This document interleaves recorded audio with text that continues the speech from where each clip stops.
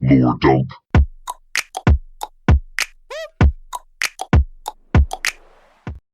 Once upon a time, there was a good cop. But wait, he wasn't a cop. And he wasn't very good. And then he died. So remember, kids, don't be a bad not cop, or you'll die.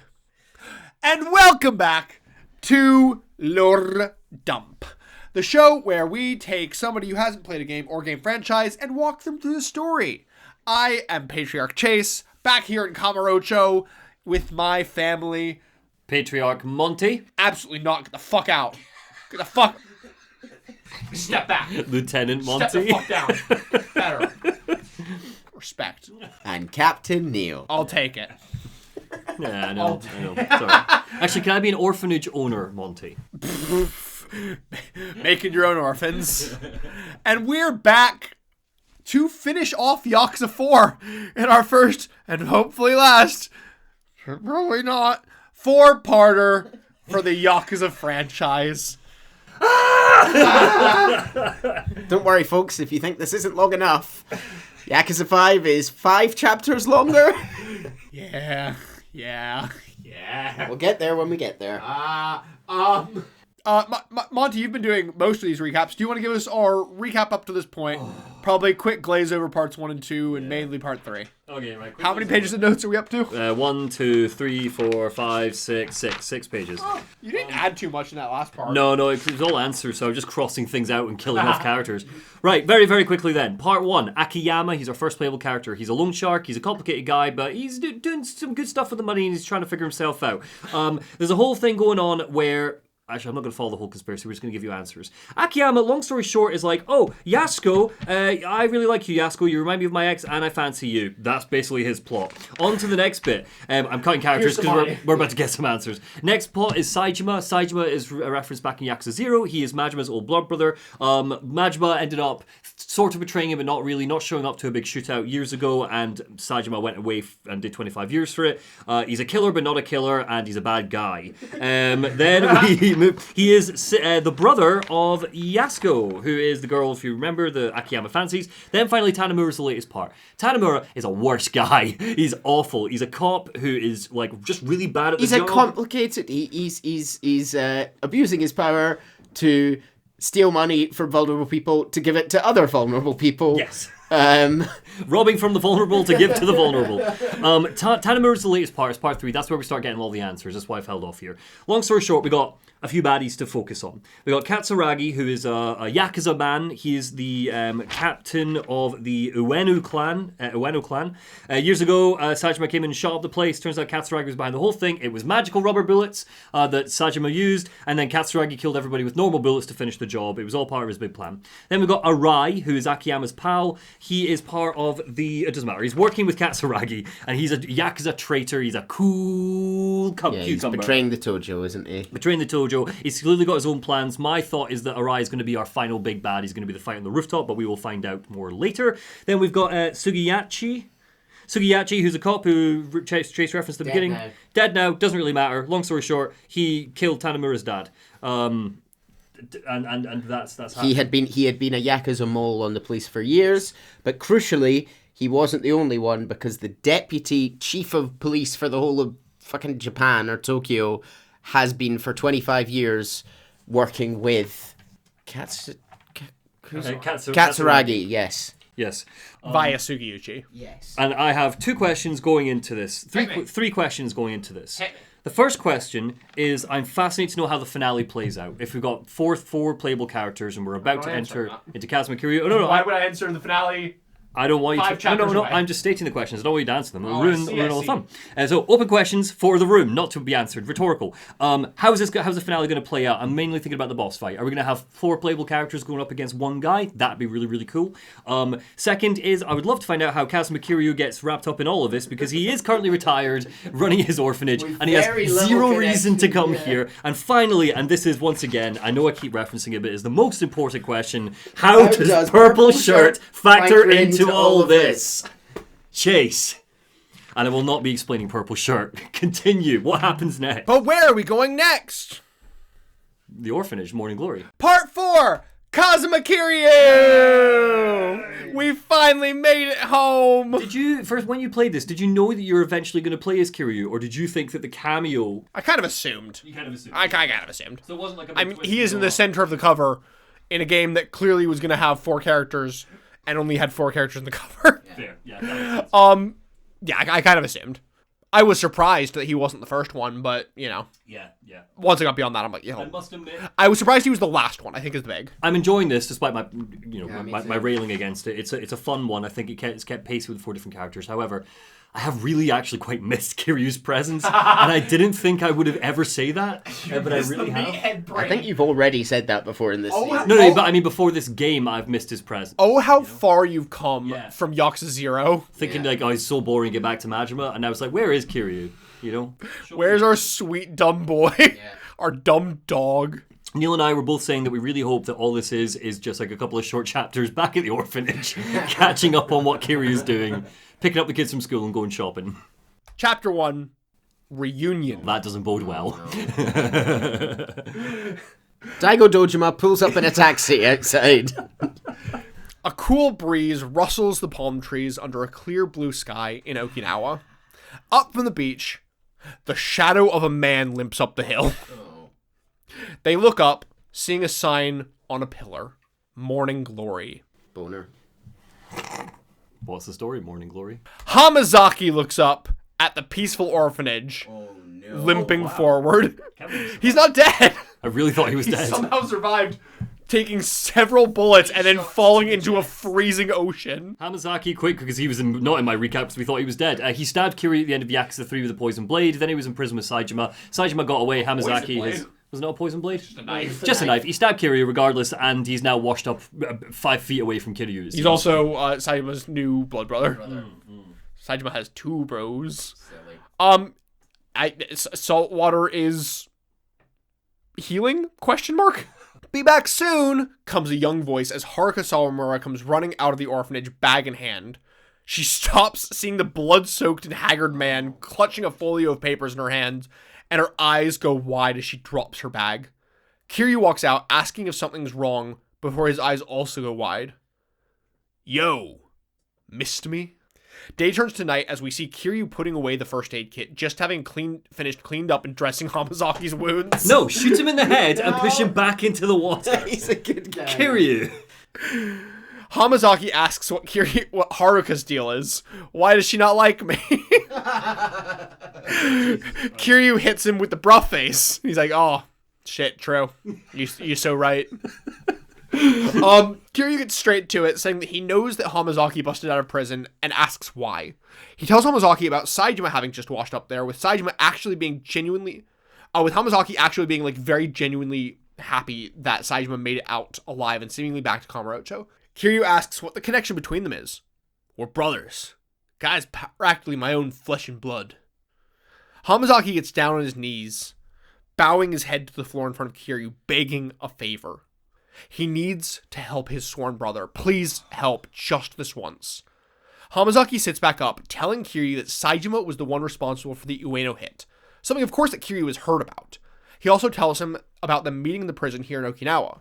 He finally gets to the prison break, with Kiryu asking why he chose Saejima as his partner. I mean, you seen the guy? He's a fucking brick wall. But more importantly, I knew what really happened back in 85. The truth. He continues on, giving the background on Saejima and Majima and how Majima never showed to the hit, with Kiryu remembering how Saejima had been talking about revenge when he was here. But obviously Majima would never actually betray Saejima, even if Hamazaki had to tell Saejima that to get him on his side. It was Shibata the whole time. The issue is, they got split up before he was able to tell him the truth. As it stands, Saejima is going to kill Majima. No, he's not. Not anymore. No, Kiryu, he's not. Don't go. And besides, Hamazaki really respects him. He's not just the kind of guy who deserves to be left in the dark. Obviously, at the start, Hamazaki was using him for his strength, but over the course of the break, he saw Saejima beginning to trust him, of all people. Hamazaki's life has been a cycle of betrayal and being betrayed, but 2 people looked beyond all that and chose to trust him anyway. Kiryu and Saejima. Hamazaki wants a chance to start over, to be a true brother to the guy who actually went out on a limb and trusted him. Kiryu isn't against helping, but he has a question first. Why does he need his help? Why can't he just go and tell Hamazaki himself? Because you're the main character, Kiryu. Hamazaki, arguably, I'd say, of everybody, either Yasuko or Saejima is the main character of this one. Yeah. The Saejima siblings are the main character of this one. Yeah, that's fair. Hamazaki reaches back into the bloody shirt behind him, pulling out the folio and handing it to Kiryu. The confidential record of the Japanese police starting up Penitentiary Number 2 to operate outside the law. It even shows the cash flow. Kiryu flicks through and his eyes go wide, seeing lines indicating cash flow from the Tojo to the Tokyo Metropolitan Police, laundered through Kyohei Jingu for a total sum of 10 billion yen. Why does Jingu ring a bell, Chase? What is that? Why does the 10 billion amount ring a bell? So, that's the redevelopment fund, right? Right. No? No. Oh no, 10 billion was the amount that blew off the building. Yes. And Jingu was the government. Jingu's Haruka's dad, Haruka's dad. who was the one behind all the 10 billion. Jeez. I really appreciate how we're like quite... They're like recontextualizing the entirety of Yakuza 0. Yeah. That's really fun. That's really, really fun. And this has now put a personal stake in it for Kiryu. Yeah. That's right, the 10 billion that cost the whole shit show 5 years ago, which wild that in-game this was 5 years prior, was originally meant to go to Penitentiary Number 2. Kiryu's mind reels with the memories of Yakuza 1, of his daughter's true father, his own sworn brother. What does it all mean? Seems that a year ago, Hamazaki learned all of this from the Snake Flower, that the Tojo had been working direct with one of the top men on the force for years. They'd been handling his money laundering via foreign banks. Their goal in all that dirty cash? Utopia. Penitentiary Number 2. A place to throw all of the washed-up Yakuza, then make deals with the very same ones. Things like bribing them to commit crimes so the police could save the day and appear the heroes. They wanted to make crime a police-controlled affair. Wow. And whoever it was that handled those crimes would get big brownie points and rocket up the ranks. But even with the money never having reached its intended target, what with, it exploding, the paper trail is still damning. Honestly, Hamazaki only actually grabbed it for dirt on the warden. But even he's feeling over his head with what he's found in there. He tries using that now, and he's gonna get disappeared in like a second. He gives it to Kiryu saying that as the person in the center of it all, it's his more than anyone's. Kiryu gets up, walking out of the room conflicted, silent, before finally turning back, asking why he really gave it to him. There's more to it than just telling Saejima the truth. Hamazaki picks up the report, opening it to a certain page and taking it to Kiryu. On it are some hastily scribbled notes, some crossed through, but clearly saying, Tojo Clan, destroyed. Kamurocho Hills, Ueno Seiwa Clan, Tokyo PD. With guys like them out in the cold, the Tojo's got nowhere to go but down. Kiryu needs to take the reins of the Kamurocho Bull, because if he doesn't, the clan they've spent their lives propping up is going to get trampled to death. Kiryu scowls deeply, taking the report and looking back outside. While peeking around from the corner of the hall, we see Haruka listening on in deep worry. Essentially what we're looking at here is a collaborative effort between the police and Ueno to overthrow Tojo and have a police-backed clan as the leading power in Kamurocho. As a collaborative effort. Yeah, basically the police want to control crime. Yeah. They want to make artificial crime. Or whether it is the police or like specifically... There's enough being fed each way, money and funds, and enough arrests to make certain people rise up the ranks that it pays out for both sides. Yeah. The next day, Kiryu is outside when the other kids finally get home from their field trip. Yay! Bye, kids. Rushing over to see their Uncle Kaz, they look over, seeing Hamazaki on the porch, asking, who is he? Kiryu begins to introduce him as an old friend, when Haruka comes rushing in from the house, shouting at the others to not go near him. She rushes between Hamazaki and the other kids, putting her arms out protectively. Kiryu tries to calm her, but she tells him to shove it, that she still hasn't forgiven him for stabbing Kiryu, And the kids all then realize who the fuck is... Yeah. The kids hear that and they're like, wait, I'm sorry, what? Taichi sticks his wrestling mask on, ready to go. I also love how he's clearly getting him close. And Hamazaki's just like chilling. He's having a smoke. He's kind of in like his vacation house here. Hamazaki lets out a small, sad laugh, saying that Haruka's right. He's one of the bad guys. He apologizes to Haruka, heading back into the house, saying that he'll give her all the distance that she needs. Kiryu walks over to Haruka, trying to grab her arm and tell her that that's enough, but she rips it away, saying that it's never going to be enough. Kiryu doesn't really trust Hamazaki, does he? He tells her that, yeah, he does, actually. And she looks almost betrayed, shouting to not blame her when he betrays her again, as she runs away from Morning Glory. Kiryu follows after, finding her sat on the beach, looking out over the waves, her eyes red. He sits down next to her. You're going back to Kamurocho, aren't you? She can't understand why he trusts Hamazaki. Every time that she sees him, her mind flashes back to last year, to watching Kiryu nearly die in front of her eyes. Which I feel like of all the things Kiryu's nearly died of in front of her, a single knife to the stomach is probably one of the least lethal. I feel like, the several bullet wounds in Yakuza 2, or, the actual poison knife in Yakuza also 2. The tigers. Don't forget the tigers. A lot of Yakuza 2, to be honest. How Kiryu survived Yakuza 2 is beyond me. The bulls. I mean, Jesus God, the bulls. Remember when he was going to get crushed by bulls? Oh, it's fine. He didn't get gored by those, though. Just other guy did. Yeah, he just wrestled them. Yeah, he just wrestled him. Not to mention he had to fight your man. What's your favourite in Yakuza 0? Oh, Kuze. He had to fight Kuze about 8 times. That would be... In the subway with a lethal for any motorbike. man. Yeah, but at least that one wasn't in front of Haruka. Had to throw a car at him to finish it. Haruka was still in the orphanage then. That's true. No, Haruka wasn't born then. Good point. That is a good point. I got one up on the dumper! Don't call me that. She's always believed in Kiryu, but this time she can't shake the feeling that if he goes to Tokyo, she's never going to see him again. She doesn't need to know the truth 5 years ago. She just wants him to be safe. She doesn't need the truth, only him. Good line. I do like this theme of the game, and so many of the chapters have been, looking for the truth, seeking the truth, and what does that truth cost? And I like her being like, I don't care. We've got something here. Like, don't compromise it. It's arguably the theme, right? Yeah. The cost of truth. Then you don't have to worry, comes a voice from behind them. It's Hamazaki. He tells Haruka that Kiryu won't be going to Tokyo, and what's more, he's shipping out now. He's made up his mind that Saijima's got to know the truth, but Kiryu's got a life here, and it's not worth throwing away. Absolutely. Kiryu asks, what about his life? Hamazaki laughing, saying that he's a tough bastard. He'll just sit tight and wait for Saijima to get locked up again. Kiryu tells him that he'll see him off to the police station. He at least deserves a proper send-off. Oh, God, no. The next day, they head into town to the police station, where they find a woman arguing with 2 cops outside. She's swearing that she knows her brother was brought down here, but they've never heard of Penitentiary Number 2. Oh, it's Lily. It's, what's her actual name? God damn it, I said it a minute ago. It's Trenchcoat, Yasuko. It's Trenchcoat Woman, Yasuko. The cop exhaustedly sighs, saying that they've looked through the logs of every prisoner shipped down here, but her brother isn't and never has been in an Okinawan prison.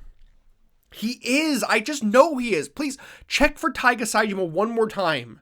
Kiryu and Hamazaki's eyes go wide hearing Saijima's name.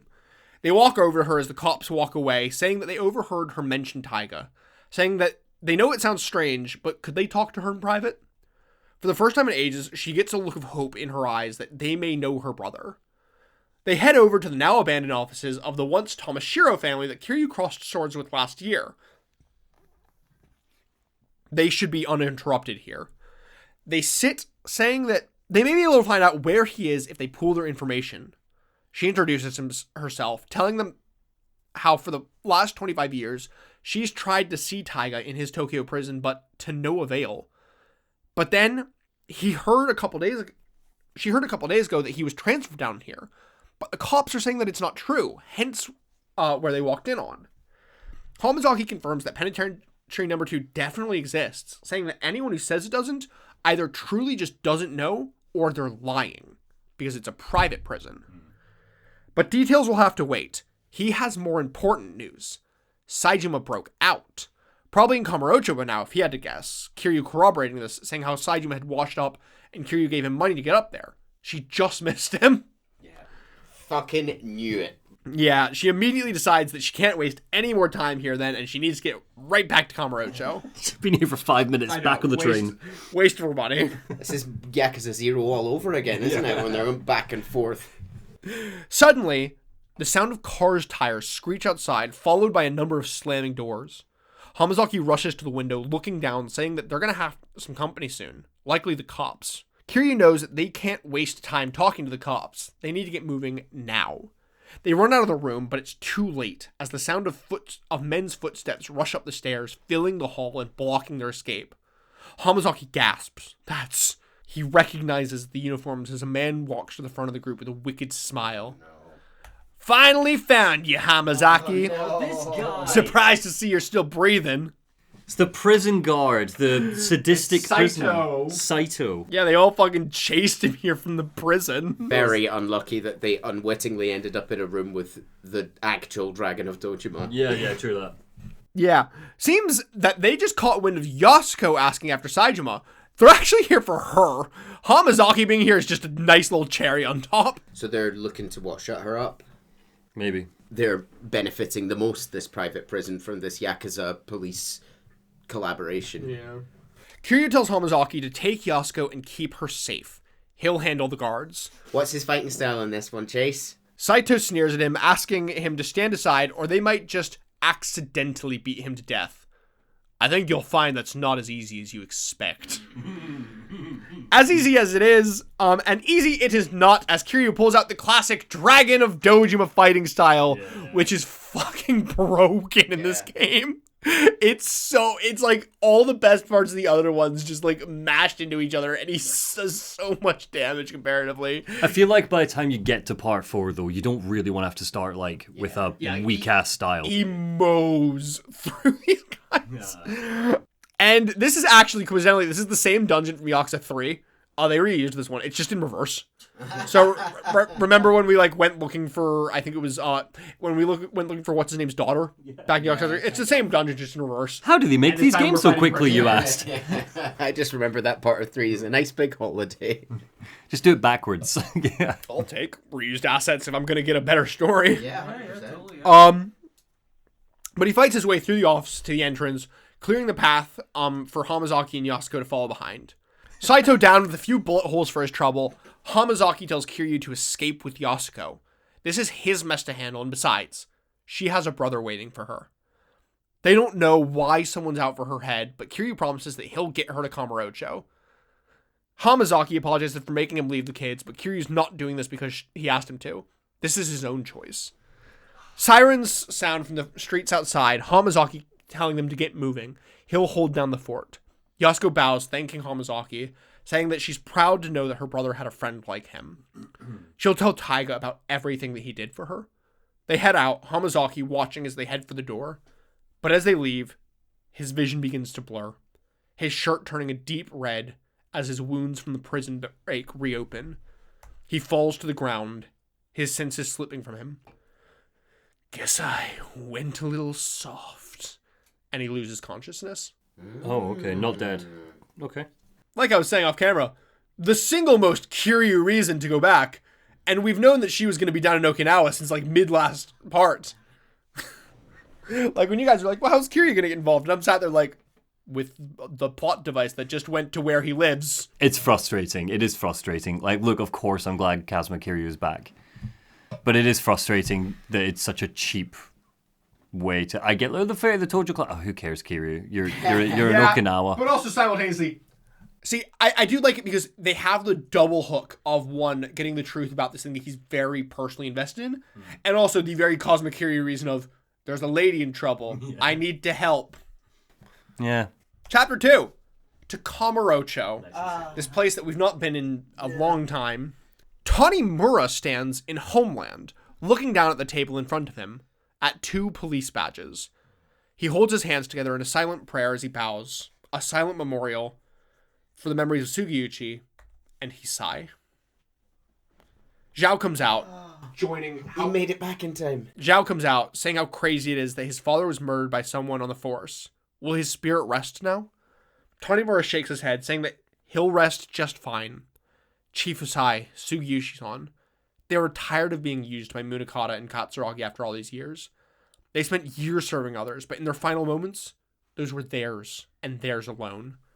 They went out following their own brand of justice. Hisai killed himself. That's what that shot was. That was going to be my question. Yeah, Yep. Hisai What killed a himself. dick move to tie up 2 civilians and shoot yourself in front of them. What the fuck? I think that kind of the plan was he was going to follow the order, and then in his last moment was like, this isn't right. And he's like, I need to escape this. I can't continue to be a troll. Yeah, it'd be nice if he came to that conclusion 5 minutes beforehand before he tied them up. But it's fine, yeah, okay. Yeah. Cool. Glad his pals are alive. We wouldn't get a dramatic scene if he had done that. Yeah, true. It seems that after telling Munakata that Tanimura was dead and saying that he'd deal with Zhao and Huima, he took his own life, taking the secret of their lives, the fact that they're alive, to the grave with him so that Munakata would end his pursuit. So Munakata also thinks that Tanimura is dead. Right, yeah. He thinks that Sugiyuchi killed Tanimura, and then Hisai killed Sugiyuchi. Which also, love the fact that Hisai shot Sugiyuchi, jumped on a boat, went to Kamurocho, then shot the others. But yeah, the question now is how they're going to manage to go up against Munakata. Surely, aren't they getting help from the rest of the force? Yeah, can't punch that guy. He's 90. Suddenly, a yo as the door opens with Akiyama strutting into Homeland. They're besties now. He tells them that the district attorney's goons showed up at the Sky Finance, tearing the place apart at the seams and chucking him out. They're looking for some kind of coercion. Seems their issue is his tests, saying that he's forcing people to do stuff that they don't want in exchange for money. Because he should give them the money with no conditions. At all. Akiyama didn't really know where else to go, so turned up here. But it seems that it's a bad time? Actually couldn't be better, Tanimura replies. I need your help. March 13th, 5 p.m., Kiryu and Yasuko arrive back in Kamurocho. Kiryu having, of course, donned his battle armor in preparation for the inevitable fight. Love it. You know, Kiryu, we don't really do big collars anymore. I like popped colors. It's 2010. We're sort of doing plaid shirts over sort of graphic tees. I'm retro. He comments on how the city looks the same as ever, but he can tell that something's not right. Smells funny. They look around to see cops swarming the streets, questioning civilians. They don't have time to waste. They need to find Saijima. But first, Kiryu needs to ask her something. He can't think of any place better to talk, so leads her to New Serena. Out front, she sees a large truck, a number of sus-looking guys talking about tearing Sky Finance to shreds, not leaving till they have every document. He heads up to the bar. The bell rings as the door opens, the old bartender spinning round. Be just a minute! As he goes to wash his hands, he raises his head, a broad smile spreading across it. Kiryu! Date. Kiryu returns the smile. Date-san, here we are again. Is he not a journalist still? Date's looking good. He's looking great. I mean, remember, he's dating the mama. Right, so he's just covering her shift, is he? Oh, that's really sweet. I really like that. That's nice. Good for Date. Also, look how fucking scrawny he looks here. Yeah, Like, such broad shoulders, but like, so scrawny. I'm starting to see as we go further through the series why you really like Date. Oh, Dante's just... I like Dante's the evolution. Yeah, he's like a puppy. Yeah. It's always so nice to just see him show back up with just a stupid grin on his face as his favorite criminal shows back up. It's like divorced dad, but I'm working on myself energy. But like actually working on yourself. Yeah, You know? Well, we've never really seen him work on the daughter thing for a long time. It's all off screen. Dude. I will say, I've not put it in, but there is a quest with his daughter in this one. So we get more daughter development. Okay. They're on good terms. Oh, good. I didn't include it, but it's there. I appreciate you not including it. I also appreciate you just pointing that out. Yeah. Because this is already 10 hours long. Date ribs him for showing up in a guy's bar, not even bothering to drop him a line first. But guesswork never ends for the ex-fourth chairman. Kiryu chuckles and apologizing, introducing Yasuko. She's a knockout, Kiryu. How'd you end up bringing a girl like her back here, huh? Wink wonk. Put it in your pants, Dante. Wink wonk. Are you dating the mama, Dante? Seems Dante's holding down the fort while the mom is away on family troubles. Dante does have his normal work on top of it, but she insisted that they keep the place open for the regulars. How lucky for Kiryu. Yeah, that's really sweet. Good for the mama. They sit down, finally get into business. Kiryu turns to Yasuko, asking why it is that she needs to see her brother so badly. Bad enough that she'd be willing to murder for it. Dante's old cop instincts kick in. Hearing that, he freaks out for a second before Kiryu tells him to shut the fuck up and sit down. Hey, mix your drinks, all right? I asked for another whiskey. One of the old ones, on the house. She tells him that it's because she owes her life to Taiga. If it weren't for him, she would have died years ago. She's the recipient of a living donor kidney transplant. Right. Because we need more complexion. Right, okay. Sure, okay. I feel like I didn't need another reason for them to be connected. They're brother and sister. Yeah. Dante's confused. Getting a kidney transplant from a sibling isn't, like, all that uncommon. Why does that warrant this much? But that's the thing. The kidney wasn't Taiga's. He wasn't a match. Dante's like, different blood types? Well, yes, but she struggles to answer before Kiryu looks at her. I think I get what's going on here. You and Taiga aren't actually siblings. She confirms, saying that Taiga is her stepfather's son from his prior marriage, while her mother had her before they even met. So they're step-siblings. I mean, okay. Yeah. Sure. Just another wrinkle. Don't know what that adds, but all right. So we got the kidney and they're now step-siblings. Got you. Who's the kidney from? Since her mother had already passed, Taiga had tracked down her biological father and begged him to donate his kidney. Beyond the regular difficulty of finding a kidney donor, her blood type is extremely rare. A direct relative was the only hope of a match. Taiga was only 15 when he searched the city for her father. Yasuko had given up hope long before that, knowing from her mother that her father was nothing but an abusive drunk. She had assumed he was dead, and even if he wasn't, he didn't want to live her life knowing that she would have to owe it to such a horrible man. But Taiga wouldn't take no for an answer. He was going to make sure that she lived. Eventually, Taiga found him in Kansai, now a Yakuza working for the Omi Alliance. A Yakuza through and through, he demanded a huge sum for his kidney, 30 million yen.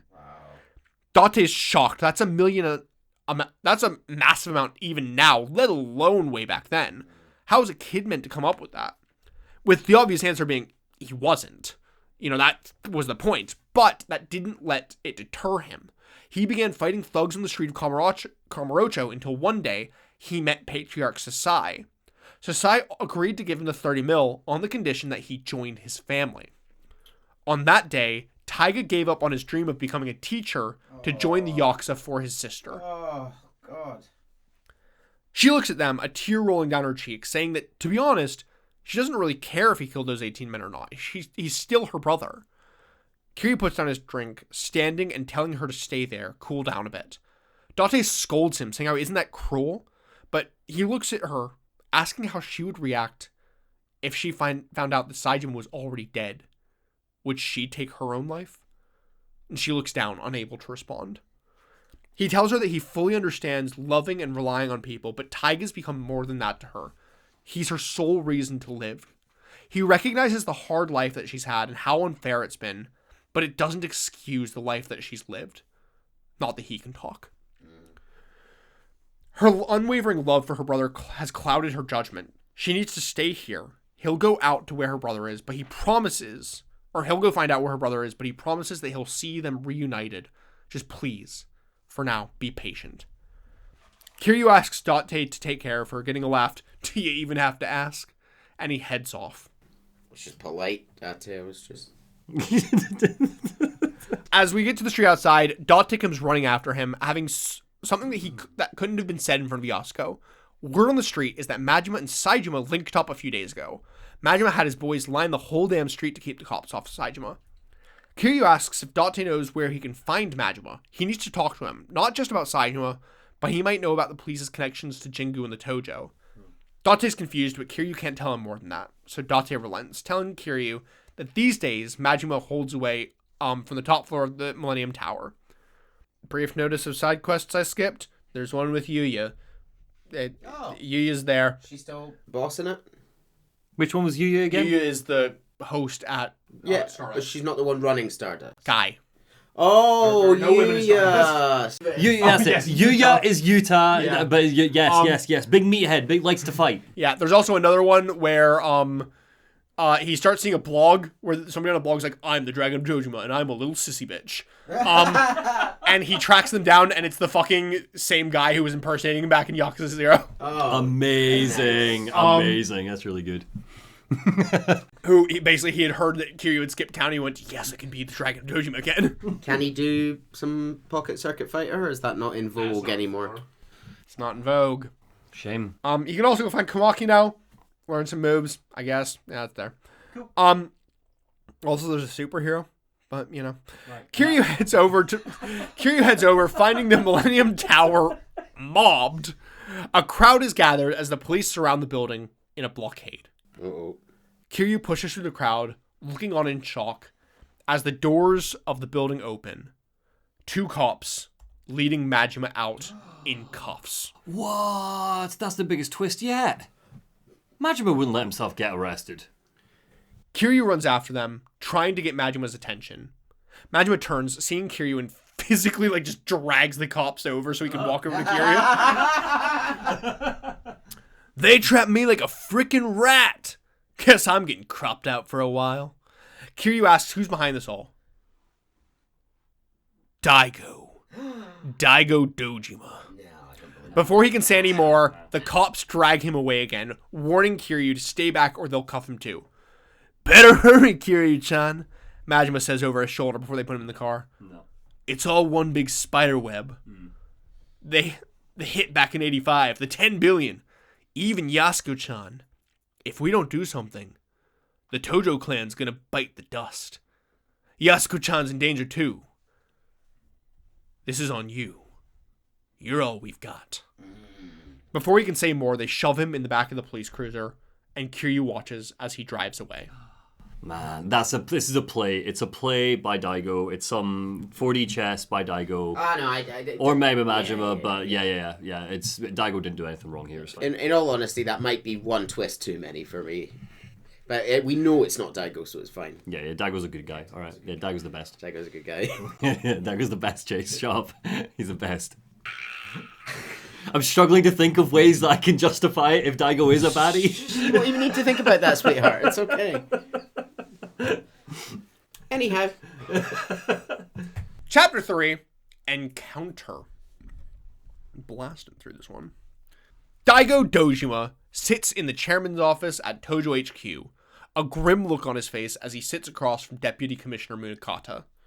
He's on the phone, the news of Majima's arrest. He tells the person in the line to consider finding Yasuko and that file their top priority. He hangs up, telling Daigo that it was with his invaluable assistance that they were able to apprehend Majima, one fewer obstacle in their way. So Daigo is sold out Majima. It's a long play. Yeah, it's a long play. Long he knows con. he's going to break him out. It's Yeah. just part of he has to appear to be on their side. Yeah. It's all plan. All part of the plan. You wouldn't sell out the Tojo. Next. Nah. Next. Daigo. Daigo. I've just knocked a monitor over. Fuck all you. He pulls out a cigarette, and Aide walking over to light it for him. Your decision is the last bit of... Oh, wait, he was Southern. Your decision is the last bit of good news I'd need. I'm waiting. Daigo looks up, his teeth and fists clenched, then looks over at the corner of the room, where looking back at him is Arai. Daigo can hardly believe that both the Ueno Seiwa shooting and the 10 billion were orchestrated by the police. But Munakata assures him that it's true. They've come much too far for hesitation from Daigo. If you ask him, organized crime is a necessary cog in the machine that runs their society. Munakata stands up, asking Daigo if he knows who rebuilt Japan after World War II. It was the police and Yakuza in union. The police kept order and protected civilians from the crime that directly affected their life, while the Yakuza preserved Japan's independence by keeping foreign threats out.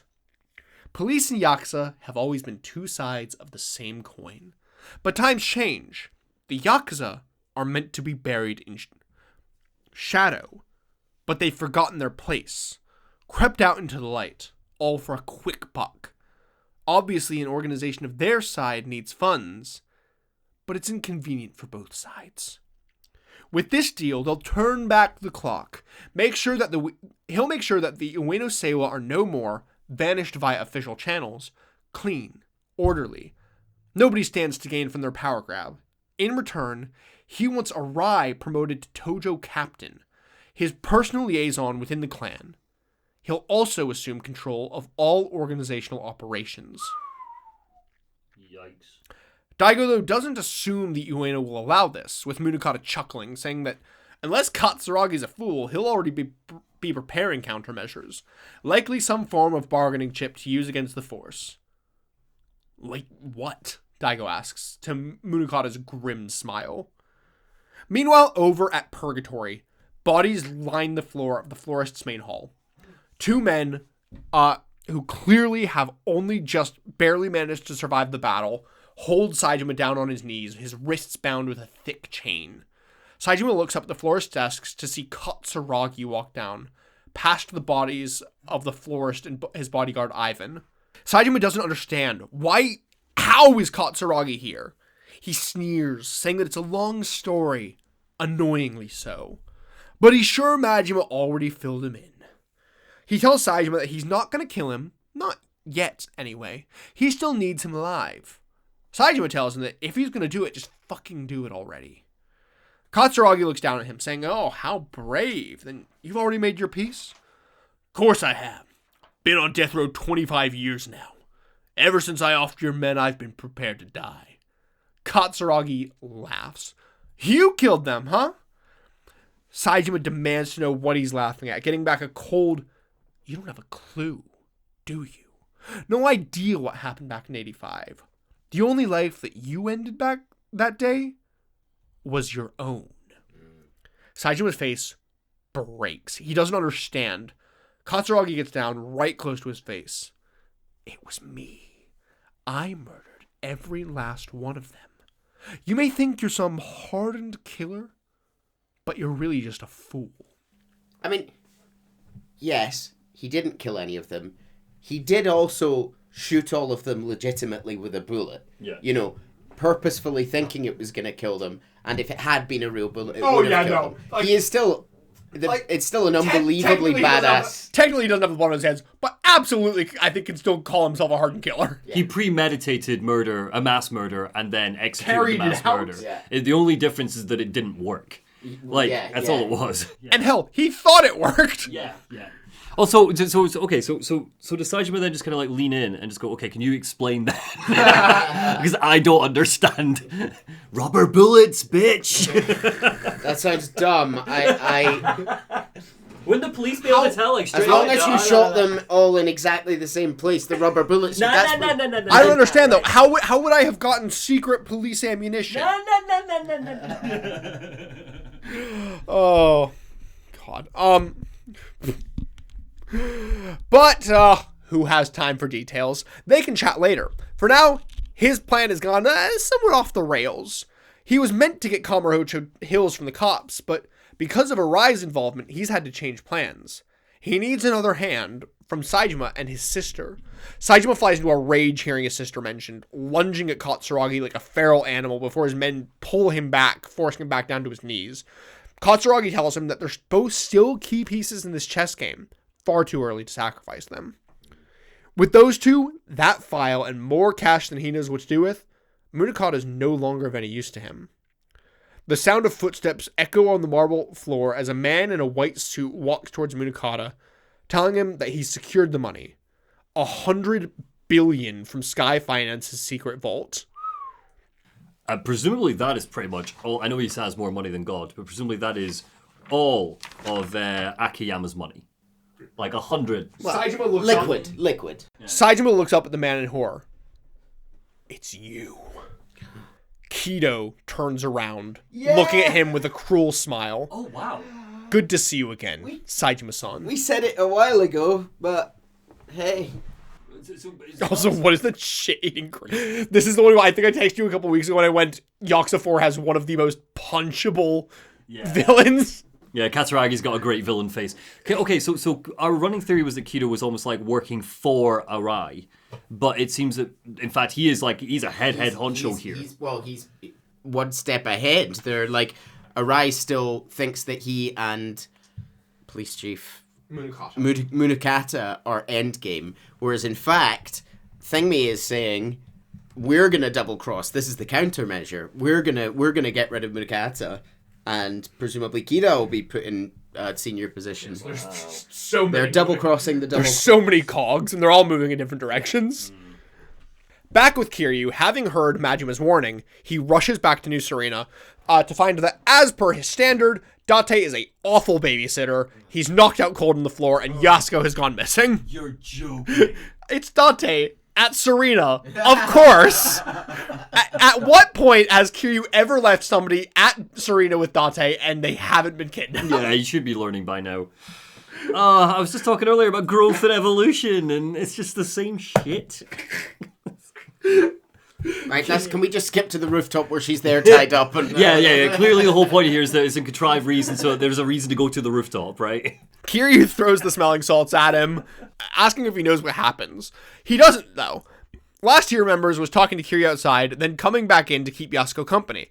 Although, he does remember her pouring them a couple drinks when he came back in. No clue if they're drugged, but they're still on the counter if Kiryu wants to give them a try. Oh, she spiked them? Yeah. Oh, wow, okay, right, fair enough, Date. Remember, she's a femme fatale. Yes, I forget. Date was in awooga mode. You think it's a switch, you just turn on and off. Damn, but neither of them know where she's gone, though. Guess Kiryu needs to go looking. Date wants to come, but Kiryu tells him to stick around in case she comes back. Besides, in all Kiryu's big brain experience, he thinks New Serena is truly the safest place in town. Nothing bad has ever happened at Serena. You know what I've just realized here, Chase? Yeah. Kido, in this image, is in fact wearing a purple shirt. Which means It's all coming together. Kido's been purple shirt guy the the whole whole time. So when all is said and done, purple shirt guy, we called it from minute one. Behind the whole thing.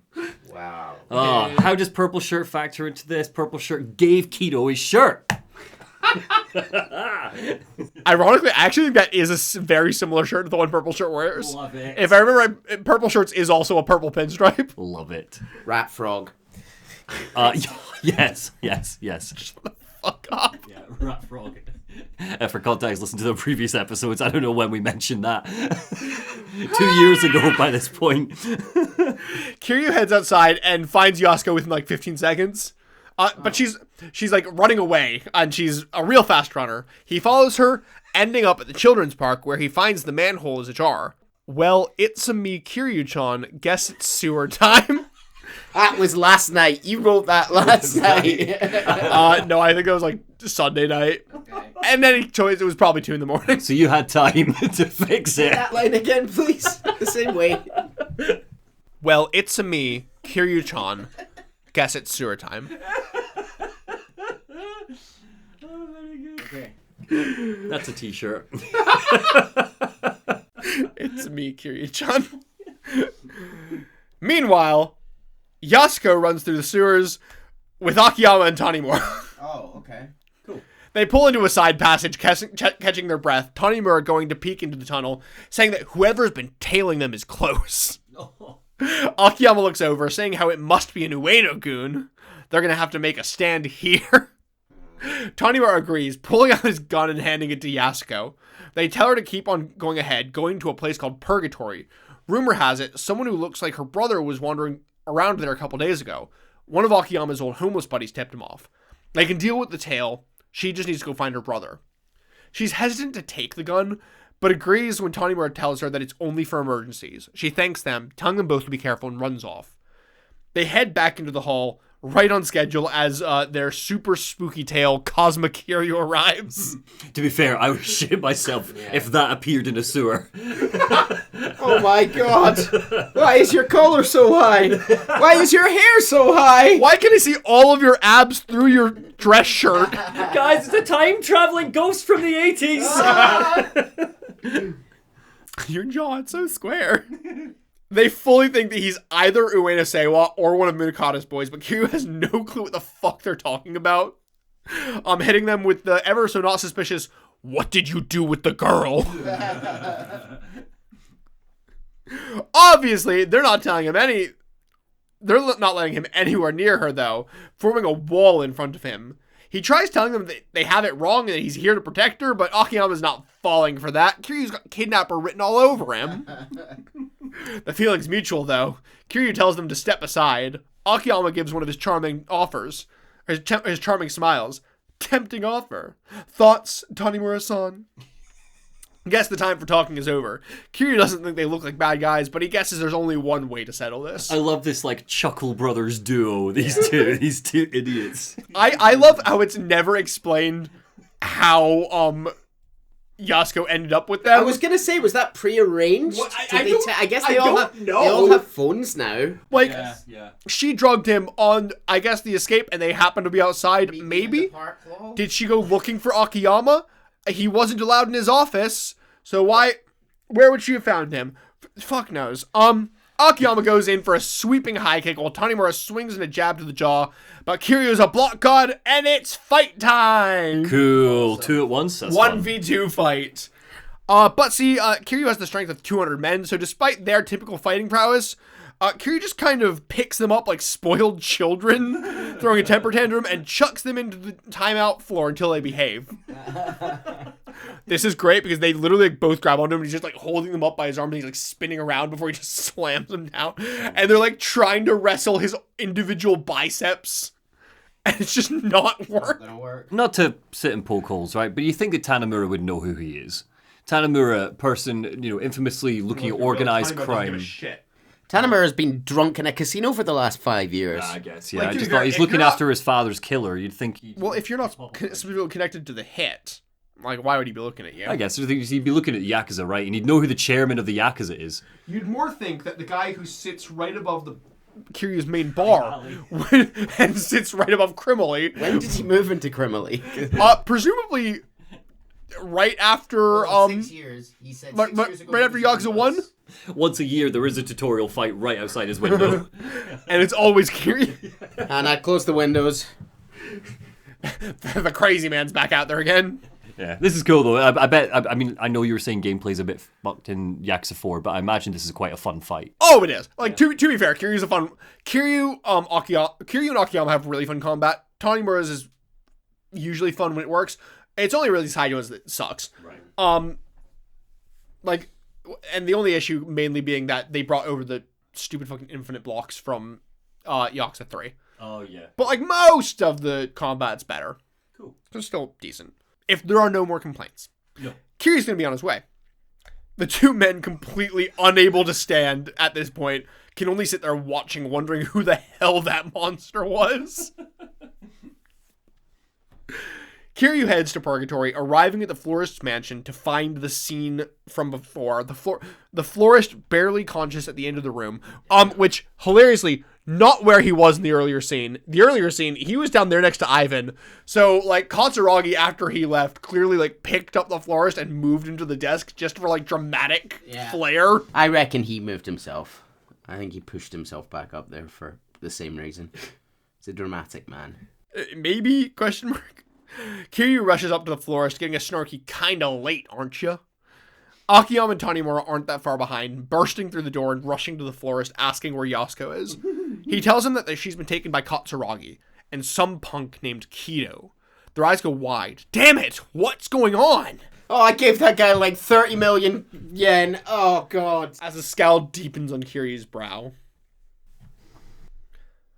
Chapter 4. Chain of Betrayal. I have come back around that maybe everyone's going to get their own boss fight. We've got Arai, we've got Kido, and we've got Katsuragi. I just need a fourth fighter, and I don't know who. Sorry, continue. They all head back to New Serena. They're all buddies now. Presumably introducing themselves in the walk, I guess. Date is cleaning up Tanimura's wounds, laughing as he flinches, saying how detectives these days are all babies. Tanimura is astounded to be running into a police legend in a place like this. Probably the biggest surprise he's gotten all week. Akiyama and Kiryu arrive back, having just checked Sky Finance. Akiyama sits at the counter, his head falling into his hands, saying how everything was trashed. Took me years to scrape all that cash together. Now, look at me. Back at square one. He owns a bunch of properties and businesses, right? He owns a nightclub that can turn at least 3 million in 3 days. Good Yeah. point. Really good point. At least as far as we know, it's just the nightclub. Okay. Oh, I know, boo. Only a nightclub. And presumably numerous loans that he's waiting to have paid back to him. Yeah, but he's not going to chase people for him. Oh, yeah, you're right. He Still like famously shows up at their work to chase them sometimes. That's only because Hannah forces him. Hannah's gone. He's not going to chase him. He doesn't give a shit about getting the money back. He's happy to just have... Because he's making more money in a day trading than he'd get back in collections. Yeah. I hope Akiyama isn't a one-game character. I hope he returns. He doesn't even need to be playable. Just make him be a consistent force. But saying that, I also think that one of our four need to die, and it's not going to be Kiryu, so... And from what Chase said, it's not going to be Dickhead. What's his name? Saijima, yeah. Saijima. Date makes him a strong drink, asking if they cleared it all out then. Oh, yes, every last yen. How much we talking? About 100 bill. Dante's eye, I wish I had a picture because Dante's eyes look like they literally might explode out of his head. It is the most expressive we've ever seen a Yakuza character outside of maybe Toilet Guy. Yeah. As his eyes just like fucking bulge. Like looking over to Kiryu like, is he fucking serious? Kiryu confirms, saying how he didn't believe it at first either. Dante explains how he had a big safe installed in his office. Kido probably found out where it was. We flash back to 9 days ago. While Akiyama was out doing God fucking knows what, Kido arrives in the office, finding it empty.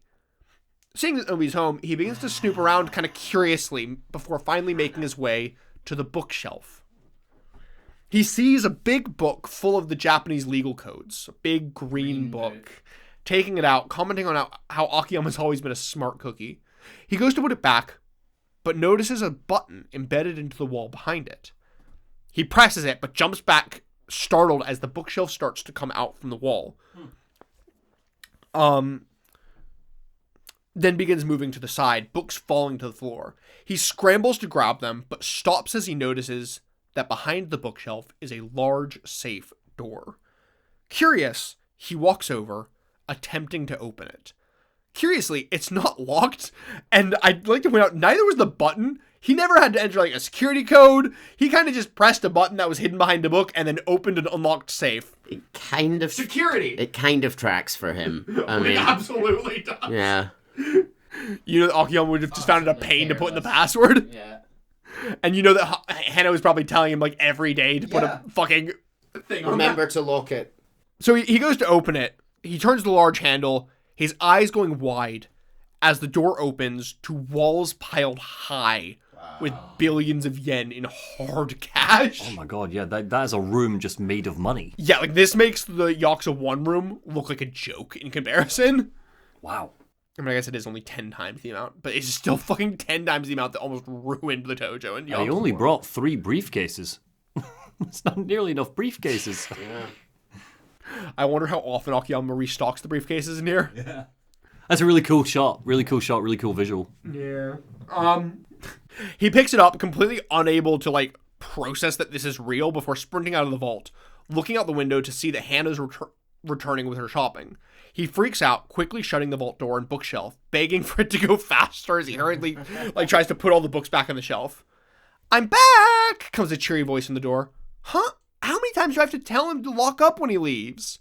Hannah walks in, seeing Kido, just as we saw in the scene earlier, holding the final green book before putting it back on the shelf as if he were just curiously looking at it. Back at Serena, Akiyama comments how only him and Hannah knew about that vault, so Kido being the culprit would be the cleanest fit. It wasn't long after Hannah saw him at the office that he got hauled off by the Hatsushiba boys who were working for Shibata. He had previously thought it was odd, saying how he's only seen Kido fight once before, but he can mop the floor with anyone without even breaking a sweat. Doesn't matter how many Hatsushiba boys jumped him, he wouldn't have lost. He's pretty coy about it though. Likes to keep it under wraps. Better for the family that way. Kanemura doesn't like to stand out much. Kanemura came up to Akiyama because he was struggling so much that he couldn't even pay his dues to Shibata. Going big and expanding turf was the last thing on his mind. Thing is though, when Kido was kidnapped, he slipped up. Threw a bunch of Akiyama's books around to make it look like there had been a scuffle, but the ones that he'd put back, they were in the wrong order. And Tanimura makes a shocked comment that in that fucking shitstorm of an office, he knows the exact placements of the books on his bookshelf.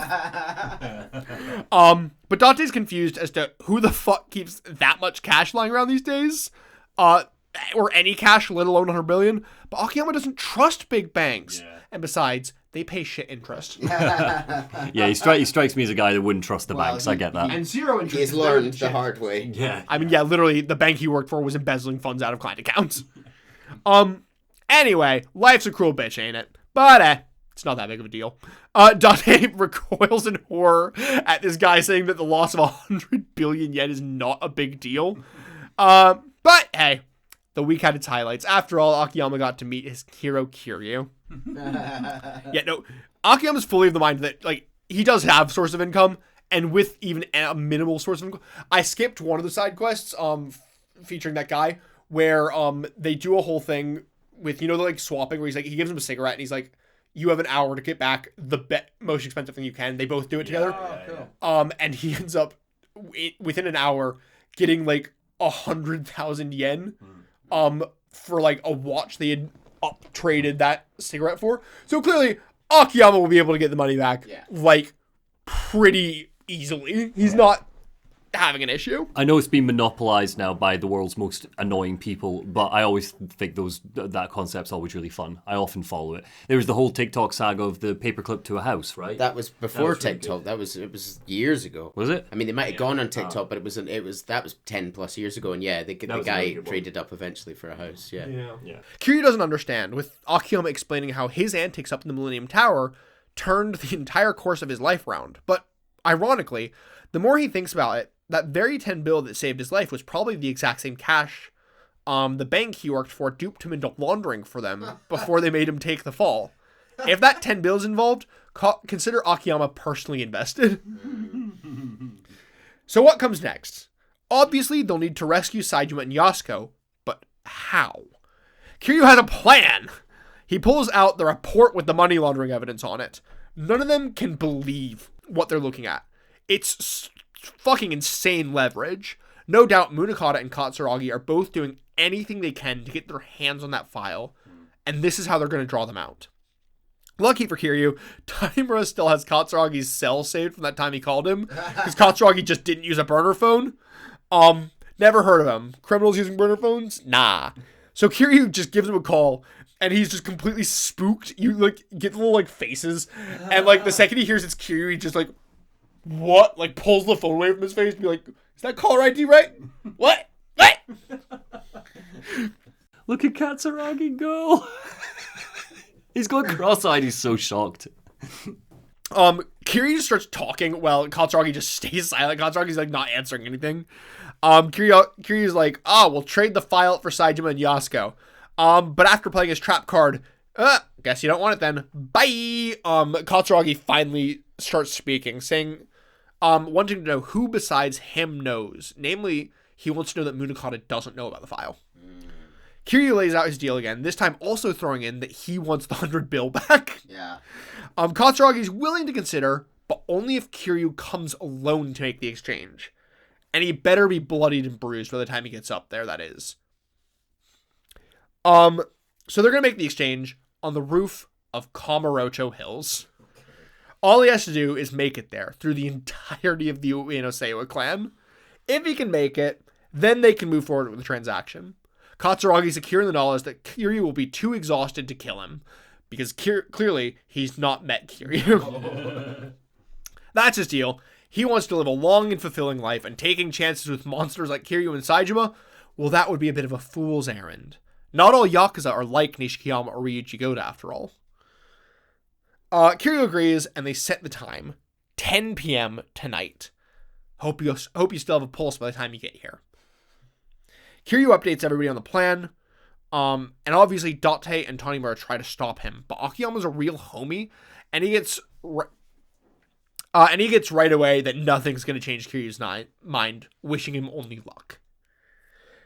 Kiryu heads that night for the Kamurocho Hills build site via the bathroom in West Park. Sadly, this time sans the shitting man.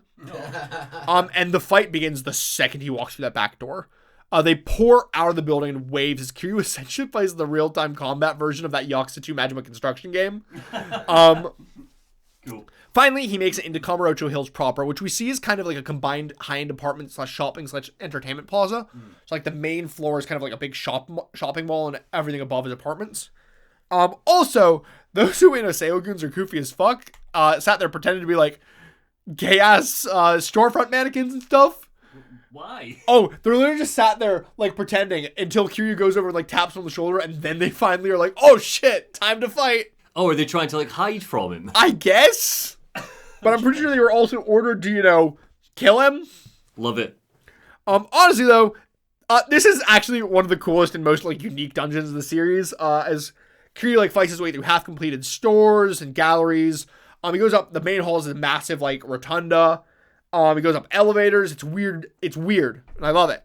Cool. My favorites are these guys who are often some scaffolding in the middle that are 100% just melee only guys.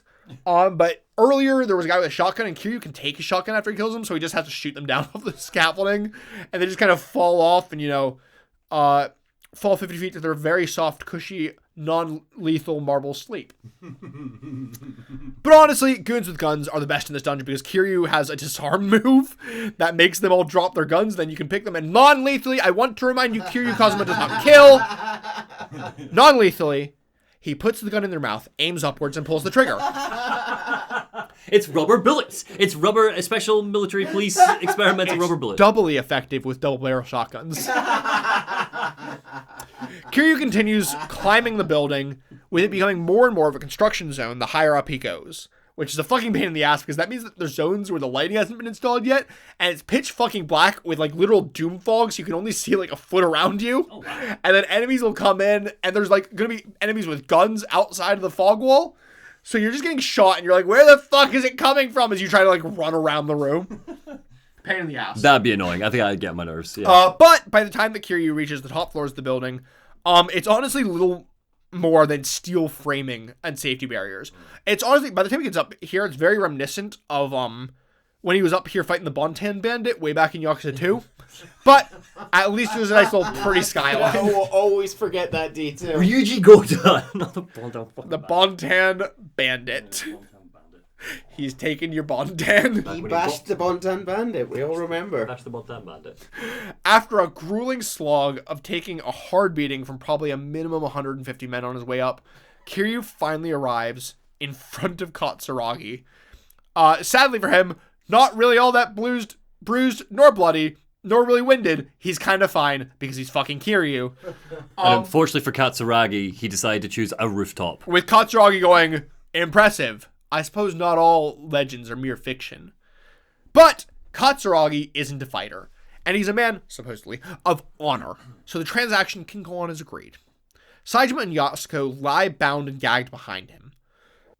Kiryu pulls out the file, demanding them and the 100 bill. Katsuragi tells him to relax. That's a lot of money to lug around, but it's going to be on its way soon. Not a moment later, there's the sound of grinding metal as the service elevator rises up its shaft, arriving with the full 100 bill neatly packed away in metal suitcases and hand-delivered by our short king Kido. Poor Kido just got it all out.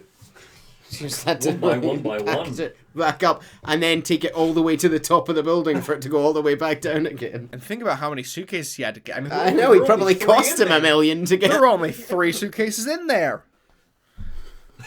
I've been loading this lift for 45 minutes. Introductions are exchanged and the trade begins one step at a time. Kido walks over to Yasuko, untying her and helping her to her feet, then walking over with her to Kiryu and exchanging her for the file.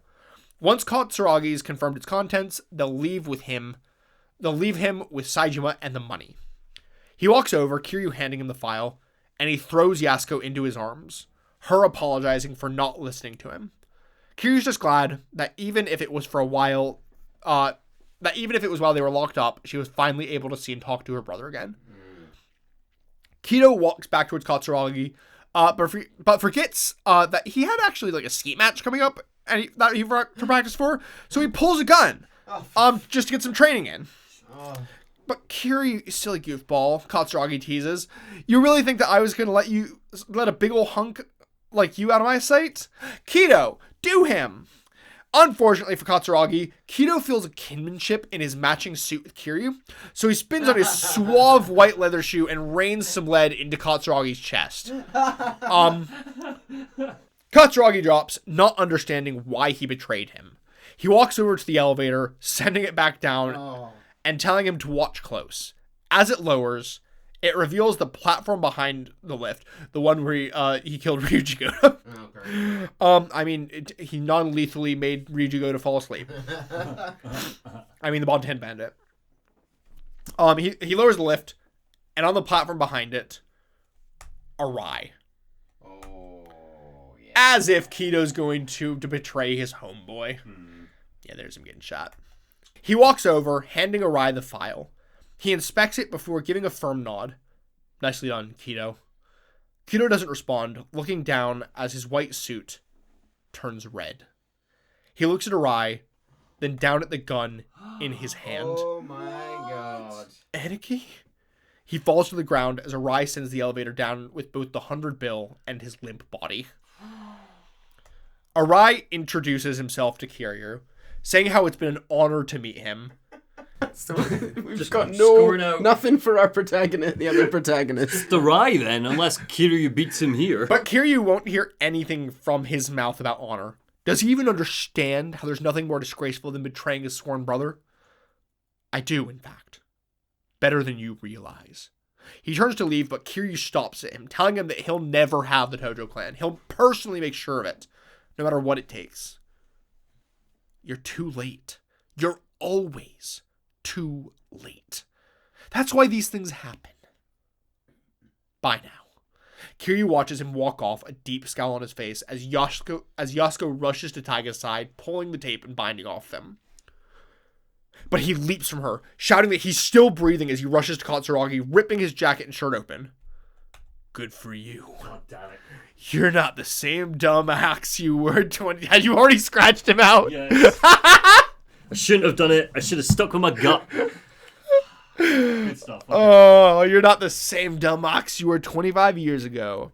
All those bullets were stopped by a hidden bulletproof vest, which would have been the considerably more logical explanation 25 years ago. See, just imagine 25 years ago. Headshots, always. Saejima didn't hit a single person with a headshot. Katsuragi laughs. But in the end, you didn't snuff out a single life that day. A total failure of a hitman. I feel sorry for that old fool Sasai footing the bill on a half-wit like you. Saejima screams, slamming his fist down next to Katsuragi's head, looking at him hard, and then gets up. Not today. Scum low as you ain't even worth killing. You can lie there while you rot. A smile spreads across Katsuragi's face as he watches Saejima walking away, pulling a gun from his pocket and shooting Saejima in the shoulder. Oh, Jesus. You fucking coward! Saejima spins to face Katsuragi as his finger tightens around the trigger and blood splatters as Yasuko Saejima throws herself in front of her brother. Oh, that's so annoying. The shot hitting her squarely in the back. God damn it. Oh, Yakuza. That's Stop so doing unnecessary. this. Like, Stop that's doing so this. unnecessary. Taiga screams her name, but she remains standing, holding him as she smiles. Give me a minute. She turns, starting to walk towards Katsuragi, who stares at her wide-eyed like he's seeing a ghost. He shuffles backwards, trying to get away, shouting how he doesn't get it. Get back! He shoots again and again until his magazine empties, his shaky hand causing each shot to miss her. She reaches into her pocket, pulling out the gun that Tanimura gave to her. This gun is going to avenge his father's death. I owe him that much at least. She holds it out in front of her, Taiga shouting at her not to do it, but she tells him to stay back. Thank you, Taiga. It may have just been today, but I'm glad that I got to see you one last time. You're an innocent man, Taiga, but me? I already have so much blood on my hands. That's why it has to be me. Katsuragi begins whimpering, holding his hand up to her, begging for her not to do it. This is the only way I can repay you for all you've done. Forgive me. She fires, hitting Katsuragi squarely in the center of his forehead, killing him instantly. And then falling herself to the ground. Taiga runs to her side, holding her in his arms, calling her name, begging her to stay with. I'm sorry, big brother. Her head falls limp, Taiga screaming into the night as she passes away in his arms. Part 4 complete. A parallel with Yumi there as well. If we're looking at the Yakuza 1 parallels, it's annoying. It's annoying to keep doing it. Sick of it. She didn't need to get fridged. Nah, it was good though. I like the whole he was innocent, but she ended up being. I like that too. She ended up as an actual serial killer. Yeah, and that she had to be the one to do the final shot to save him. Yeah. Yeah. Interesting character that would have been cool to keep around. So, finale, Requiem. That rings a bell. Yeah, I feel like, have we had a Requiem before? Every game apart from one, I think. Well, they always end with a Requiem? No. Yeah? Last game was the end of Ambition. The one before that was Mad Dog Shimano. Before that, it was Decision. Before that, the end of Battle. And the first one was Black and White. So no clue what you guys are on. I can also confirm none of the future ones are Requiem either. Okay. Just kind of going into this because you've been really theorizing what the fuck the finale is going to be. Where are we going? I thought it was done. Where are we going? I mean, we've got the police chief. We just had a rooftop battle. It ends on a rooftop battle, right? The police chief. We've got Thingme's still out there, right? Arai is still out there. He's our big bad. And the police chief. Yeah, I think he's going to be taken down through some files or whatever. Arai's our big fight. I think we're going to have 4-on-1 Arai. Four stage boss fight. Everybody gets to go at Arai, ending with Kazuma Kiryu. I don't know how or why, but it's because there's presumably you've probably got the screenshot, but I know that there is a particular image coming up that makes me quite confident about where we're going. I don't want to say anything for Neil, but I think it's like the image of Yakuza 4. And I think I know the one you're on about, and I'm pretty sure I have it because I think it was in the trailer. Yeah. It's from the trailer. It doesn't spoil anything plot-wise, so I don't really know where we're going with this specifically, but I think I know what the general direction is. I mean, if it's the image I'm thinking of, I have no clue what the fuck you're talking about, but Let's get it. it's fine. Tokyo Metropolitan Police HQ. Arai delivers the file to Munakata, who's surprised that Arai didn't finish the job. It's very unlike him. Did he let emotions get in the way at the last moment? Arai tells him that he has no excuse, hanging his head. No matter. Letting a simple brat like Kido live won't make any difference in the end. And thanks to Kazuma Kiryu's dismantling of the Ueno Seiwa, now our only issue is the money. So Kido's not dead. So really felt like he was, but okay. Yeah, no. No, right, okay, so Arai and Kido are what's left. Seems really dumb to have just shot him and not checked, Yeah. given that he's your brother and you betrayed him. Yeah. Like, Okay. you're going to ruin your reputation with the Yakuza. Shrug. Arai's confused, but Munakata looks at him, saying how, well, he brought back the file, but he wonders, why didn't he bring back the 100 billion as well? It should have been simple. Arai tries to say that he wasn't instructed to do that, but Munakata isn't hearing it. Arai is meant to be helping him build an underground empire. Letting a mountain of untraceable cash slip away? That's an unacceptable amateur mistake. Surely it's apparent to Arai that they have nowhere near the funds that they require. He asks where the money is now, with Arai replying that it's in the hands of Kiryu and his associates. Very well. Then Arai is in charge of retrieving it, saying that they'll negotiate. He reaches into the drawer of his desk, pulling out and spreading a number of photographs on his desk. Even the toughest of men have weaknesses. Oh, God. He pulls out a gun, slamming it down on top of the photographs. For anyone listening along, this is photos of Kiryu's kids in the orphanage. Specifically Tai Chi looking happy as Larry. Really jumps out. But yeah. And Haruka serene as ever. Yeah. Arai remains silent, prompting Munakata to question. He would have thought this to be an easy task for Arai. Arai finally speaks up, saying that it is. Good. Then take the gun. He doesn't expect that he'll need it, but in any case, the gun's nigh untraceable. Arai picks it up as Munakata spins around in his chair, dismissing him. Deputy Commissioner. Munakata spins back around to face Arai, his eyes going wide as he's faced with the barrel end of a cocked gun. Oh, God. This is the end. I'm done following orders. Why? As a Yakuza, no. As an officer of the law, there's a code I need to uphold. He fires. It is The Departed. I should have said this earlier. That was one of my running theories. I don't know why I didn't mention it. After you mentioned Departed, and then what's his face turned out to be a Yakuza undercover. He's a cop pretending to be a Yakuza. Okay. Cool. Good twist. Munakata dead. Yeah. With his own fucking gun. Wait, is he definitely dead? Munakata dead. Yeah, he shoots him like dead. Shoots him dead in the chest, limp in the chair.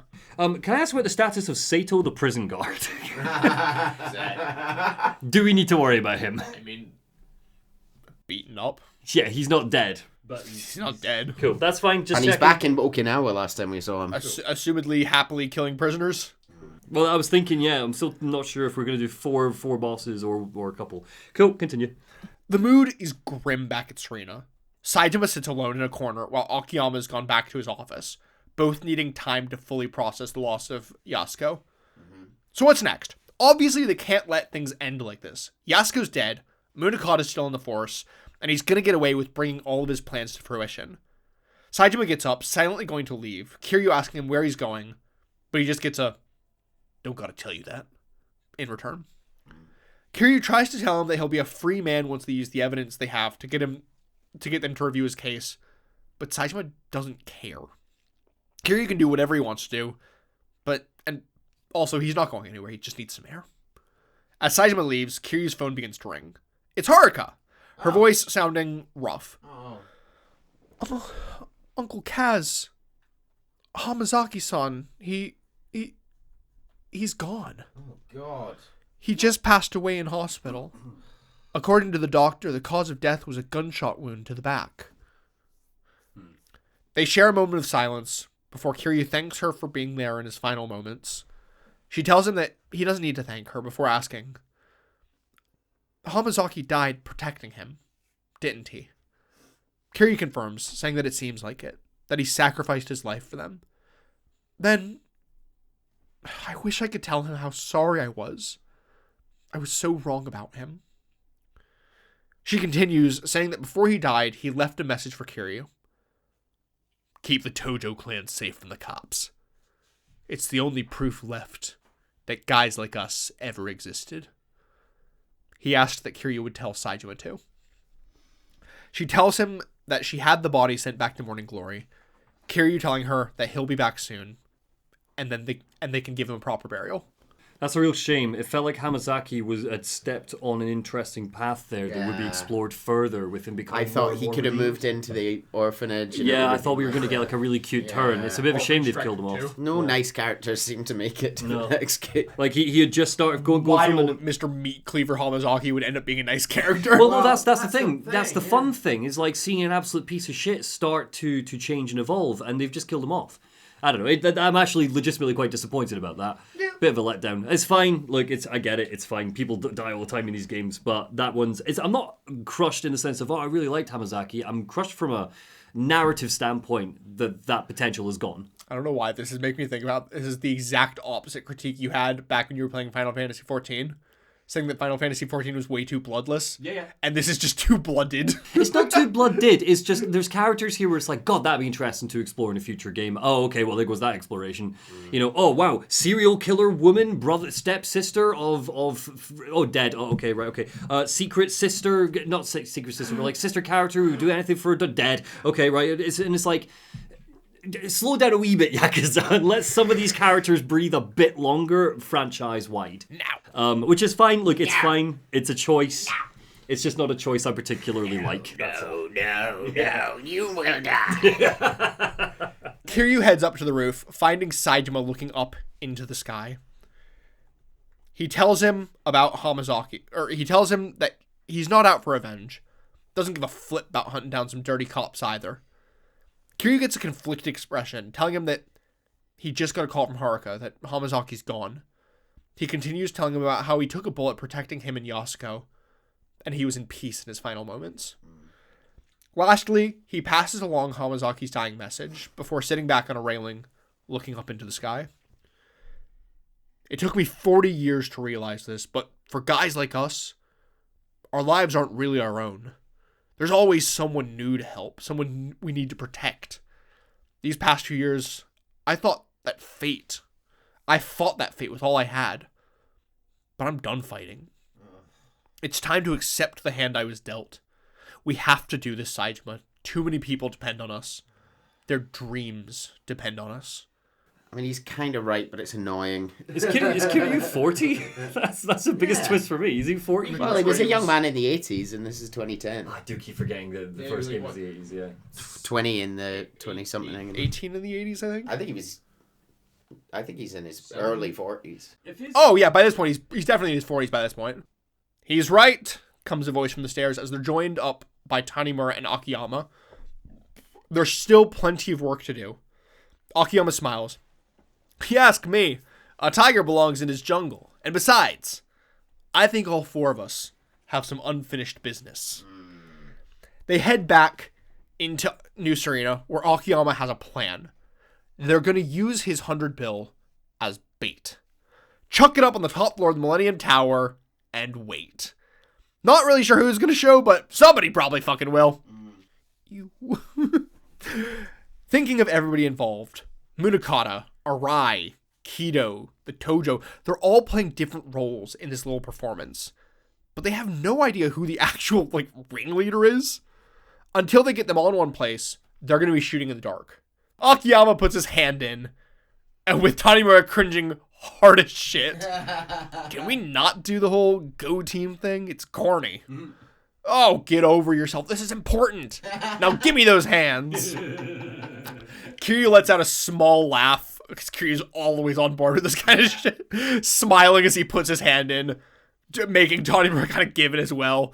Adding his hand to the pile. They all look over at Saejima, who just gives the, please don't make me do this. Side eye. I know I made it sound simple, but one misstep, and we're all breathing our last. Everyone gets that, yeah? Kiryu nods. Saejima finally adding his hand to the pile. A determined look on his face while the others smile. Well then. 1, 2, 3. Yakuza 4! Even though one's a cop and one's a loan shark, only two of you are Yakuza. Actually, one's a retired Yakuza. One of you is Yakuza. And then they said, we are the Yakuza 4. That makes it sound like they're going into this expecting an 11th hour villain. I don't need an 11th hour villain.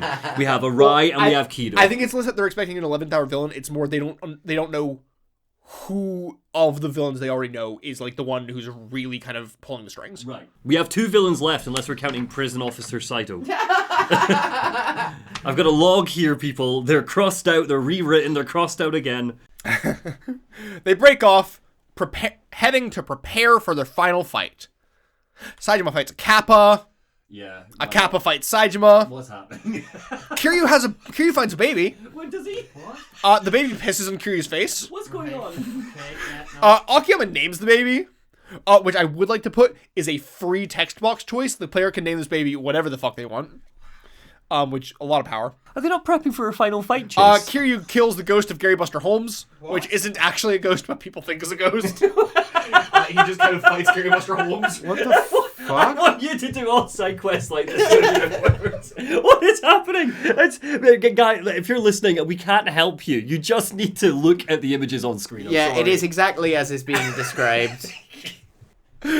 My favorite one here is the confirmation that mythical Kappa exists in the Yakuza universe. Sorry, this is real. This isn't Photoshop. So there's a man dressed in a Kappa costume in one screenshot, and in the next, dear listener, is a real mythical Kappa poking its head out of the sewers. Let's just skip past that. I mean, I would like to remind, ghosts, Kappa, and aliens are all canon in the Yakuza universe. Aliens? That might be a later game. But Might yes, be. aliens are We canon got in the Yakuza universe. Also, just the baby. Look at that stream. That's a strong flow. Okay, not to get too TMI, but like I can guarantee that is what babies do. Like, I love it because the baby, he goes to change the baby's diaper. Is that a mini game? The baby pisses on him, and just it flashes between everybody going. So where does the baby come from? Do we just find this baby? It was left abandoned on the fire escape out back of Serena. Right. You end up learning that's its mom. She basically left it there because she was being hunted down by Chinese mafia. Right. You fight off the Chinese mafia and save her, then give her baby back. Okay, good. Okay, so it's not actually an abandoned baby; it's a whole thing. Baby looks old as shit to be getting named. Yeah, I know. Well, no. Even better. That's one of Akiyama's lending tests. Because she's like, oh, I have this baby, but I can't afford a baby. And he's like, I'll give you money if you let me name it. So it's not a test, he just pays to name a baby, because that's what he wants to do. Basically. I decree your baby shall be called Ass. And what's the canon thought here? Are we not going to do the final battle? Or are we just What? waiting? We can't ask that anymore. No, so Yeah. this is the final bit of prep time before the final battle. So they're all prepping. Yeah. That baby's gonna come in at the 11th hour. That's the 11th hour villain. Oh my god! Ass! Actually, I think it's Gary Buster Holmes with his Majima construction hard hat. Yeah, very good. There is also a side quest. I don't have an image of this. That actually is the one that I will go into a bit more detail on. We're walking past the Millennium Tower when suddenly we see a familiar face. It's Takashi, the florist's son. Oh yeah. If you remember from prior games, had run off with the daughter of a Yakuza patriarch. Yes. We had frequently kind of seen that he kept making all these big promises about how he's going to be a man, he's going to take care of her, and he kind of kept falling short of them. Yeah. And basically, he finds Kiryu, asking him if he can again take him to the florist because he needs some help. He's getting married, and his mother passed away, but he wants somebody from his family to be at the wedding. He wants the florist to find his father. Yeah. Who, of course, as we know, is the florist. So, after giving the florist a call, and he's like, shit, fucking fine, bring him in. And he basically ends up putting on a whole trial. And this ends up being like a big quest for everybody, where Kiryu's kind of ringleading it. But he's like, I'll give you your information, but you're going to do some jobs for me. I'm not going to have you pay me. You're just going to do some jobs. And he sends him out, and like the first one's like, oh, there's this gambler who's been fleecing all the casinos in Purgatory, and you go out and it's Tanimura.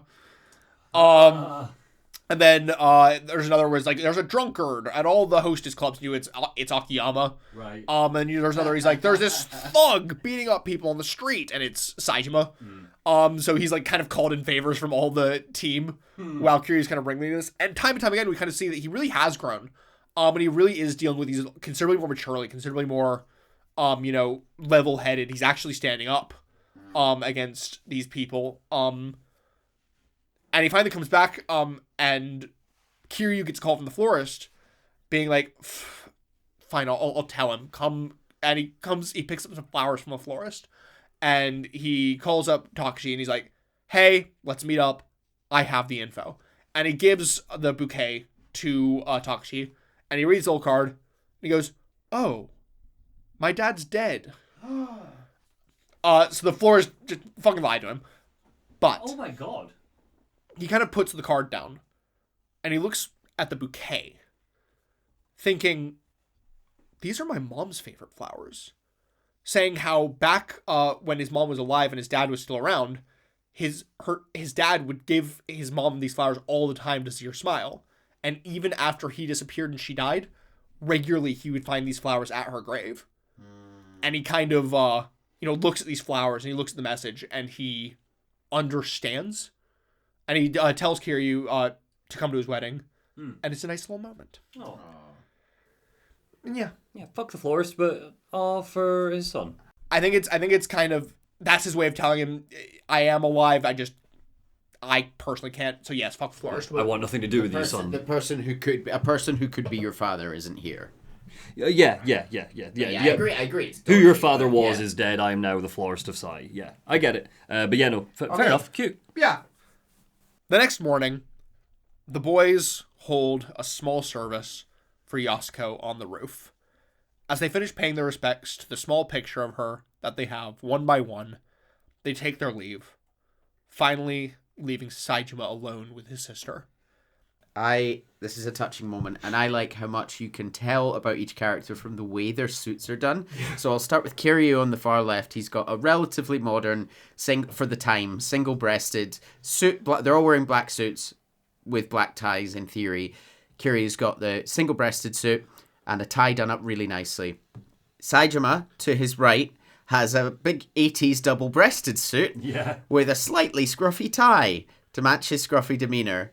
Tanemura, suit jacket completely undone, tie done halfway up his body like a sort of frontman of an indie band around this time. 100%. And then you got Akiyama. And then Akiyama with no tie, completely open collar, showing his sexy necklace. An incredibly expensive looking watch. Yeah. I just like, that's quite nice character work to have them all in the same costume and just have it presented. Yeah, you didn't need to model them in black suits here. You could have just had them show up in their usual getup. I don't actually think that I realized the double-breasted jacket until you just noticed it on Saijima.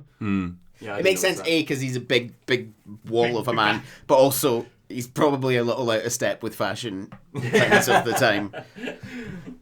But no, so they leave Saijima alone with his sister. He takes the photograph, holding it in his hands as he offers one more silent prayer up to the sky. They set off on their mission, arriving at last at the Millennium Tower.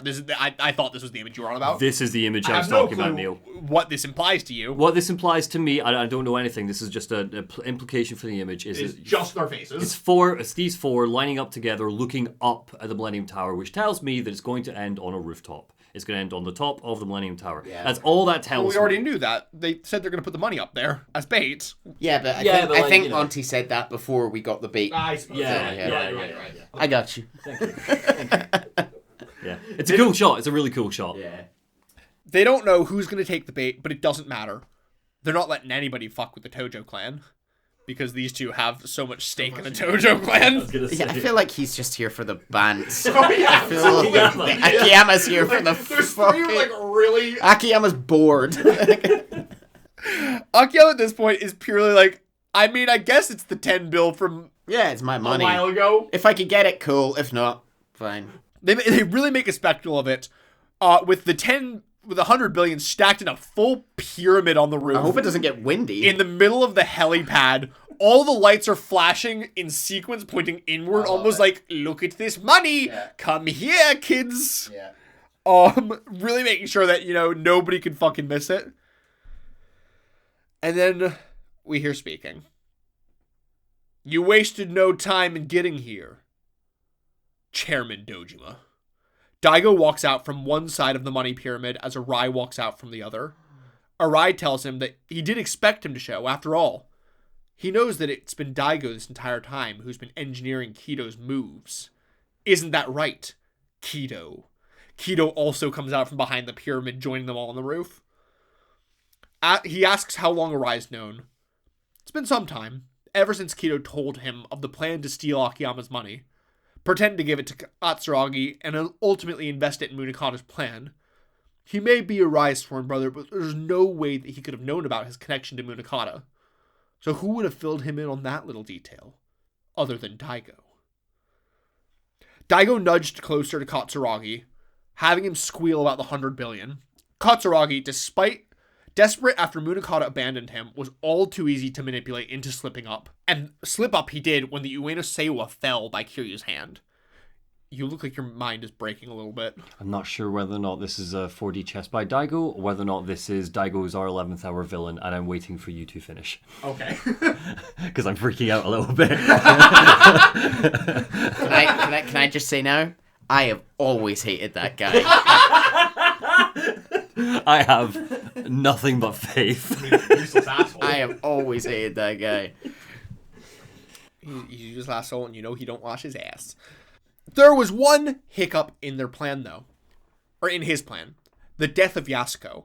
After all, without her death, Kiryu and Saijima would have had no more reason to fight. They likely would have left Kamurocho.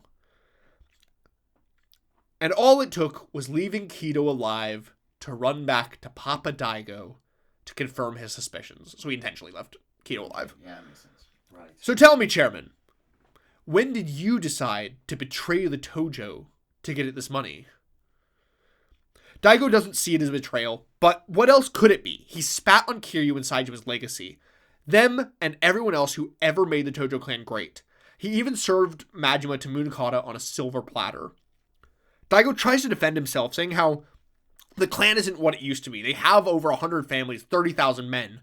Does he understand what it takes to keep order in that? Up to this point, they had heroes like Kiryu to build them into what they've been, but they've reached the limit. He needs to destroy the Tojo, rebuilding it, even if it takes sacrifices. If he can't protect the clan, who will? Arai doesn't have what it takes. Pause for a sec, Chase, because I've got a question for you. Yeah. Just in case I missed this. What is Daigo's plan with the money here? Is he following the Munakata plan? But it's the Tojo that becomes the police-backed Yakuza. No, he purely just wants to rebuild it as a crime empire. Right, just using that money. He's like, we don't have the money for how big we've grown. We need this money to like truly step out into the limelight again. Right. Okay. So Daigo's almost like taking the using. And he's like, I will destroy everything that came before. Fuck Kiryu. Fuck Majima. Fuck Saijima. So he actually sold out Majima. That wasn't part of the. That wasn't the plan. He legitimately sold out Majima. Majima let himself get arrested. No. Majima didn't know. Daigo betrayed Majima.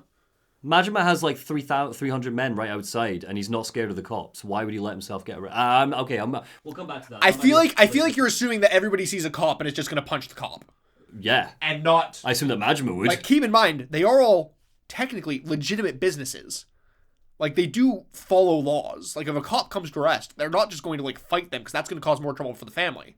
Like, that's just going to cause trouble for the Tojo if Majima tries to fight a cop. I don't know. Do you think I'm overthinking this? I wouldn't have never imagined. I think that you just really want to continue liking Daigo. Separate from the Daigo thing, or imagine that's all separate. I just mean imagine, let's say Daigo does set up Majima, as you're saying, and this isn't some double bluff.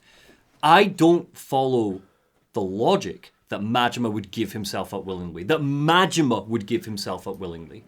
Am I alone in that? Keep in mind that at this point, Majima, like, the Mad Dog's still in there, but for all of Yakuza 3 onwards, Majima's considerably calmer. He's more reserved by this point.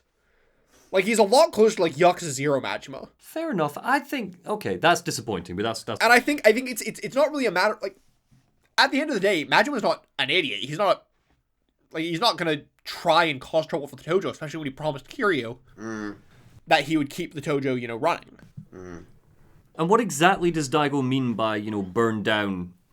Oh, he's like, we can't keep relying on individual heroes. We need to rebuild it as a self-sufficient organization. It's reached a critical mass with how they've been doing it currently, and it sounds like he can't afford to literally keep order. Like, it's not a unreasonable plan. It is betraying the Tojo, but it isn't an unreasonable. Like, you can understand why he's doing it. Would it involve selling out more men? Probably. Daigo sucks, man. Yay! I finally got it! What if you not got me yet? You happy now, Chase? I am. I'm very. I think after 4 games of him doing jack shit besides dragging Kiryu out of retirement, you've made one of your friends very upset.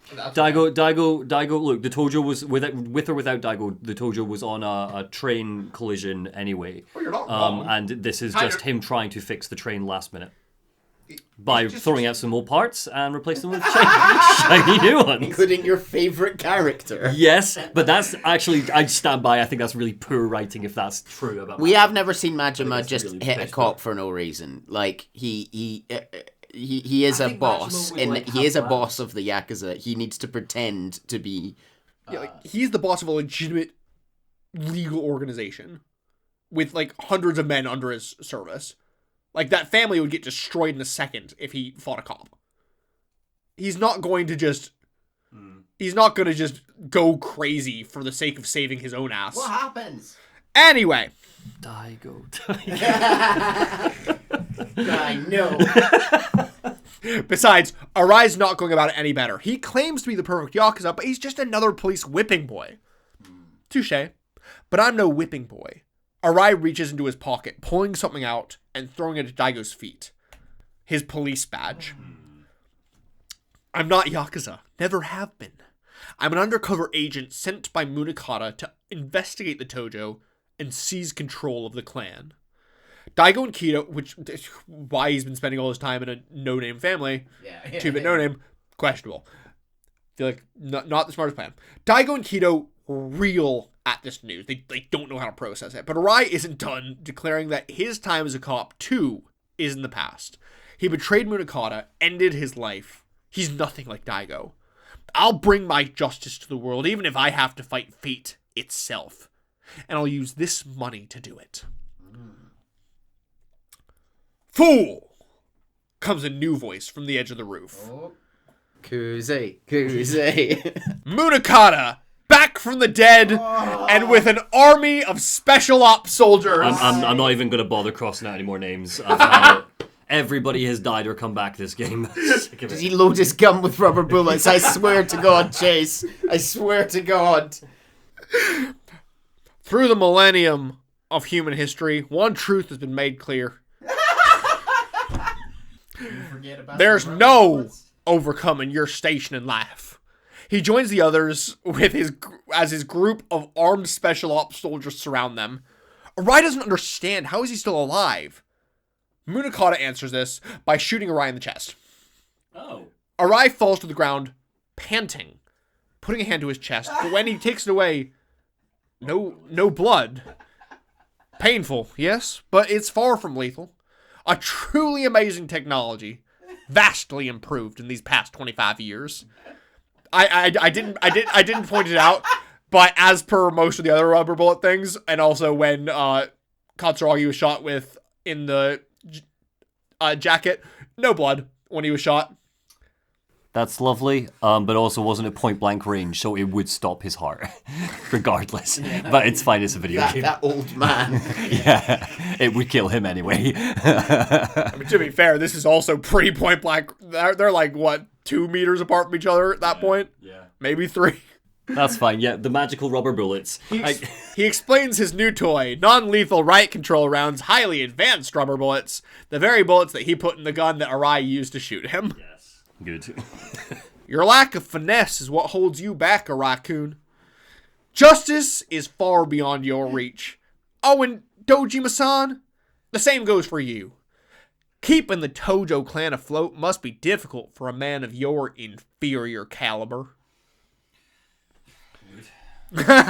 He raises his hand, his men all aiming their guns, saying that they'll all die here today.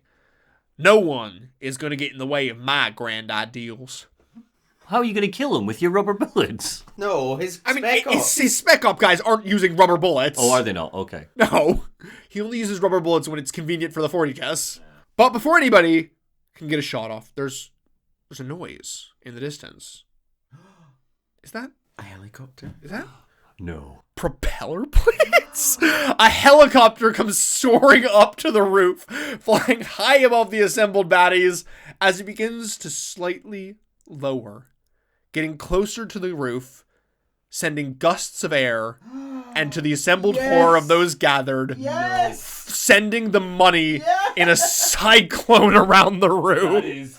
I was just thinking before you mentioned the Daikopter that it would be really funny if, again, we're doing the Yakuza 1 parallels, if the money ended up raining down again, just like it did. I really love that that's the case. I really love that it's because of the copter. I especially love that it's because of the stupid plan to just pilot high on top of a roof. Which is even funnier because you were saying, you were like, I hope it doesn't get windy up here. That's really incredible. Good. So dumb. Oh. Oh, so the money's all in a cyclone around the roof. Everybody's panicking, seeing the money just like go up in smokes before their eyes. Who's flying that chopper? Unknown, actually. It lands, the door sliding open as our sweet boys join the fray. It's the rest of the gang.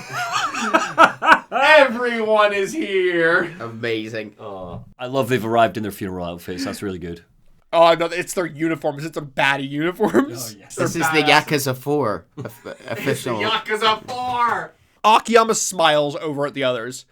Okay, everyone pick an ass to kick. Yeah. They split up. Saijima approaching Kido. Kido-chan, when you were floundering, I told you to go balls out. No regrets. Only fair I practice what I preach now. Kiryu goes to Daigo. Yeah. This is all my fault. I'm the one who forced the Tojo clan on you, left you on your own, but now I'm done running. It's time I take responsibility for my mistakes. Tanimura walks to Munakata. I'm the detective you thought Hisai rubbed out of the picture. Name's Tanimura. I hate people like you. Can't survive without others to do your dirty work. After the living hell you put Sugiyuchi and Hisai-san through, I'm gonna put you away for a long time. And finally, Akiyama joins his old friend Arai. Kinda relieved. I was really starting to doubt my ability to judge people's characters. Turns out you dream even bigger than I expected. You get points for ditching Munakata, but claiming justice while you're pinching somebody else's cash is just bullshit. So I'm gonna have to stop you. Arai smiles. Is it You a can- wry smile? It is a very wry smile. You can try. He rips off his shirt to the single most underwhelming shirt revealed in the series. Because he's just a cop. He's a regular... I mean, Hilarious. he's buff, but That is a great joke. zero ink. That is a great joke. Yeah. I'm sorry. In many ways, this is kind of like the anti-Yakuza game, isn't it? It does all the tropes, but does them just a bit shitter. and I'm not complaining. disagree. I think it's brilliant, but like it all feels on purpose. Also, Sajima is the only one who has a difficult fight on his hands. He's got Kaido, who we've known apparently is an amazing fighter man. Kiryu has Daigo, who has never been known to be a good fighter. He's got Tanimura fighting Munakata, who is 90, and we've got Akiyama fighting Arai, who has just been shot point blank range. Okay, but he was shot with a rubber bullet, so he's already fine. injured. He's fine. Well, bruised rib at most. Okay, cool. Right. He runs at Akiyama, but Akiyama grabs him, suplexing him and throwing him in a soaring arc off the roof. What? Beg your pardon? And onto a lower rooftop below. Okay. Before leaping off to join him. Arai's fighting style. So here is your as you suspected, your 4 final bosses. Everybody gets a final boss. It's the best way to do this. You get a final boss. You get a final Everybody boss. gets a final boss, and we are going balls out for the end here. This is cool. And for anyone listening along, there is like money raining down from the sky on the sea. Is the money raining down during the fight? Oh god, yeah. like The in the entire background. time they're up here, the money continues to rain down. So cool. Love it. Like the helicopter's gone by now, but the vortex is just still going. I like to imagine it was Date flying the chopper, the Date copter. I can tell you it wasn't. Oh. Date's still at Serena. He has a bar to run for his wife. Yeah. She's gonna come back from. I can't remember. Is she his wife at this point? Comments? Potentially, spoiler, they get married at some point. It's not really important. I just forget what game they I'd love for one of these games to end with a wedding. Like an old-fashioned musical. That would be fun. You know, everyone gets married. Basically, all these fights, the fighting styles of their villains are very similar to their own. It's almost kind of like fighting yourself. But of course, we're better than AI. We are. We are, right? Fucking stick that on my grave. So Akiyama, able to keep fully in time with Arai, blocks each of his strike until in an almost choreographed, synchronized, soaring spin kick, he sends Arai into the ground in a bloody heap.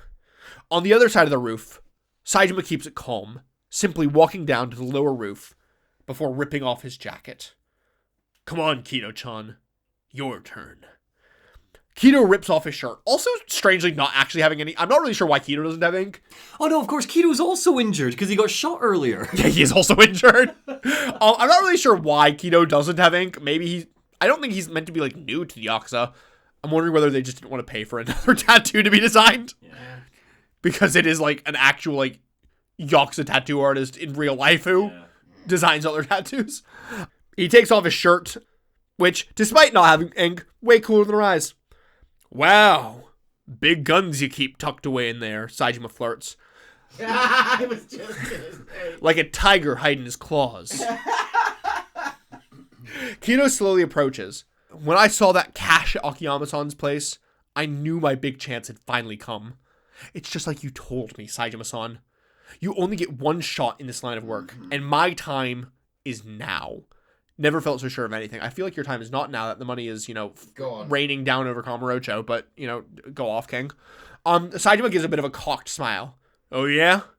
If you think you got what it takes, I'll put you to the test. Kido nods. It would be an honor. Same. No holding back, kid. And no crying like a baby if I break you in half. Got that? Yes, sir.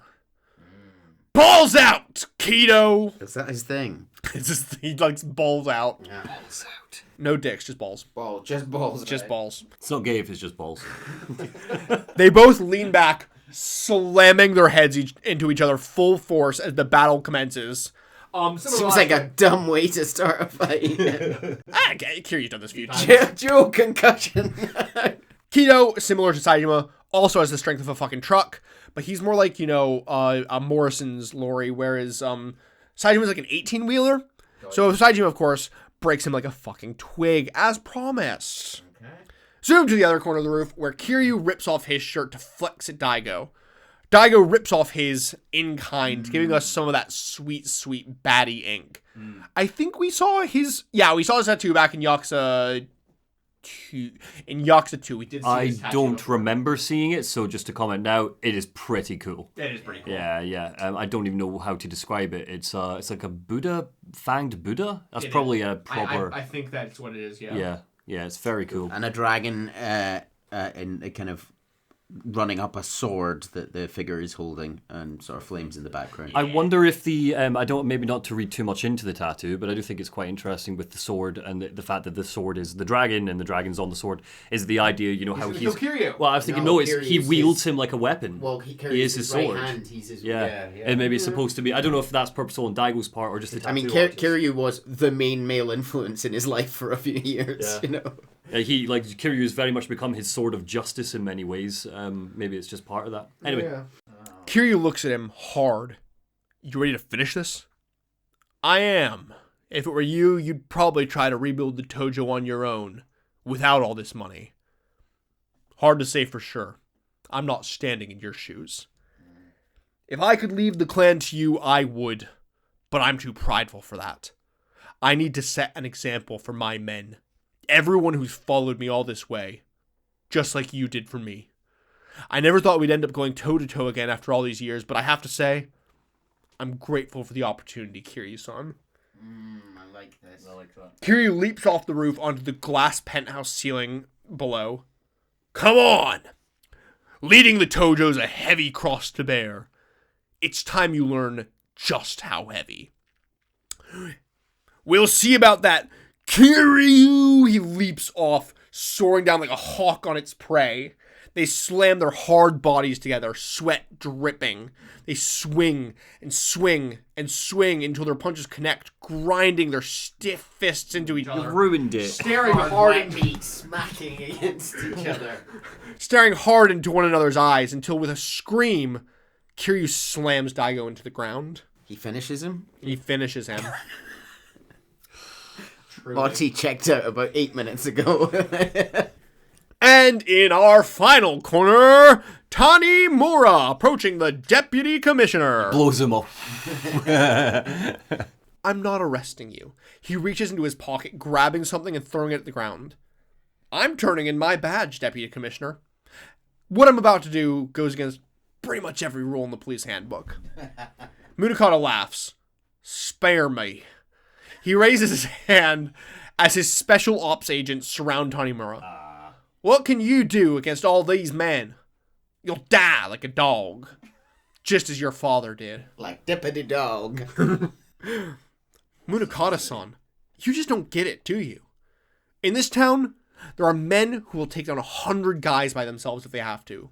Like them. He cocks his head over at the others as the shot flicks between each of them, panting and salivating over their kills. Tanimura cracks his knuckles. Sorry, but you're out of touch with how the city works. How about I refresh your memory? Munakata shuffles back a step nervously. Don't just stand there! Crush this rat! Deputy Commissioner, no, Seishiro Munakata! Your ambitions end here. You're mine! Tanimura and the special ops men charge at each other, Tanimura expertly using their momentum against them to flip them over his shoulder until using the back of one as a springboard, flying over the others to land a haymaker down into Munakata's face. Or at least he tries, because a fucking guard blocks it, you fucking coward! So this fight, whether, I don't know intentionally or not, feels a lot like the Jingu fight from Yakuza 1. Because Munakata's kind of in the background, he's got a considerably lower health bar than everybody else, and he's decently weak, but he's just kind of shooting at you, while really you're kind of fighting off his guards to kind of try and get to him. Luckily, they're not nearly as overpowered as the two fucks from Yakuza 1. So, you know, they're just kind of moderately annoying. You can deal with them decently easy. But, as is the way of the world when you're a boss, especially a squishy, slimy pig like Munakata, he skitters away from Tanimura, trying to crawl over to Dojima, begging for him to save him. But Daigo's too busy bemoaning. I should have known. I'm no match for him. I suggest you start thinking about what comes next. It's time we all face reality. Munakata grabs at Daigo, continuing to try to get him to be his guard as Tanimura pulls out his gun, lowering it towards Munakata as he jumps up, hurriedly backing towards the edge of the roof. Tanimura cocks the gun. Akiyama tries to go to stop him, but Kiryu stops him with a hand on the shoulder. I don't know why, but for some reason Kiryu's hand is wildly bloody in the shot. Just like crazy covered in blood. Tanimura-kun, let's not be hasty here. Do you have any idea what will happen if you go through with this? Tanimura fires, hitting the railing directly under Munakata's arm. For God's sake, I'm the governor of Georgia! He fires again, and again, and again, each time narrowly skirting the sides of Munakata's body. Munakata drops with a squeal, covering his head. Tanimura goes to take the last shot, but stops as another gun joins his. Arise. He doesn't have the right to die. I get it. Finally. Munakata-san, are you afraid? Well, you'll need a lot more than that after all the lives you stamped out. A moment of fear simply doesn't equate. Death would be a mercy to you. Instead, you'll spend the rest of your life in the very prisons you used on so many others. And I'll be right there next to you. Arai throws his gun to the ground, going over to Tanimura and putting a gentle hand on his, getting him to also lower his, then looking at him. Thank you. The police force, as I knew it, only cared about power and greed, but meeting a cop like you in the end makes it easier to pass the torch. He turns to Akiyama, bowing to him and walking towards them to turn himself in, but a cold maniacal laugh sounds from behind them. You really think this is gonna bring me down? Me! Thrown in my prison! Need I remind you who I am? I'm second in command of the entire force. A couple of trumped up charges mean nothing to me. Tanimura looks at him, saying that they have the receipts of his crimes. You know, literally. You beat cops are even dimmer than I thought. The police are the law, a virtuous organization meting out justice to the people of this country. The nation of fools would plunge into chaos. The force would never stand for it. Those who hold power are protected by it. Do you know why? Because that is this country's very foundation. If you were to shoot, if you want to shoot, this is your chance. But know that you'll all rot in prison if I die here. Is that really what you want? I'm waiting. He throws his head back to the sky, laughing maniacally. All this effort just to choke in the decisive moment. This is too funny. Akiyama cocks a smug grin. Oh, you want something to really laugh about? Akiyama takes out his phone. Yeah, it's me. Good to go? Let her rip. Goat. Once more, the sound of helicopter blades fill the sky as Date Copter and Pseudo come to the rescue! Love it. Date has just a crazy wide grin on his face. He's having the fucking time of his life, while Pseudo awkwardly sat there in the pilot seat going, using a police copter for your personal paper? How am I meant to justify this? And Date's like, this is for the people of Japan! We can worry about justifying it later! He flings the door open, Love this for Date. throwing hundreds of newspapers into the air. Below, on the streets of Kamurocho, just like 5 years ago, people are scrambling to pick up money as it rains from the sky. But look up quizzically. As joining the bills floating down around them come the newspapers. They pick up the paper. Headline: Tokyo PD Deputy Commissioner Corrupt. One lands on the roof in front of Munakata. He looks at it, an expression of pure dread spreading across his face. He doesn't understand. How could they have... Akiyama laughs, saying how they have a damn fine journalist in their corner. What do you think of his big scoop? Good stuff. Oh, and you know that file you were after? Yeah, we're the ones who slipped him a copy. Might as well be your obituary. Munakata's eyes alight with rage as he dives for the gun Arai threw on the ground, swinging it around with a screamed "Die!" fires at Akiyama, hitting him solidly in the head. Not in the head. Sorry, in the heart. Akiyama falls to the ground. Why did they let him do that? They had a gun trained on him. Everyone's eyes go wide, Tanimura kicking the gun from Munakata's hand and restraining him as the rest rush to Akiyama's side, begging him to hang in there. Akiyama moans in pain, I know. writhing, grabbing Rubber. His eyes go wide in confusion as he kind of stops any sign of being in pain, taking his hand from his chest where he was hit, before reaching into his jacket and pulling out... Oh, yeah, there he got shot. A thick wad of cash. Oh, saved by his A own bullet embedded in it. And it's literally just thick enough that the end of the bullet is sticking out the other side of the cash. Incredible. So it's not a rubber bullet. It's Oh a no, real this is a bullet. legitimate bullet. Oh, very Actual good. bullet this time for once. Saved by the almighty dollar. He lifts it up to the sky, the bullet falling out as he gives a stupid grin. Guess there's no escaping this stuff after all. Here I thought to hell with it, and now it just goes up and fucking saves my life.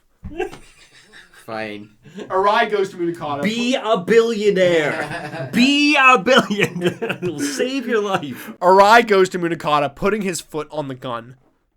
Let's stop this madness. Kito looks on with a smile. Look at them. There's no stopping those Yakuza 4. No, he don't. Is that what he says? He says no stopping those 4. He says no stopping those Yakuza 4.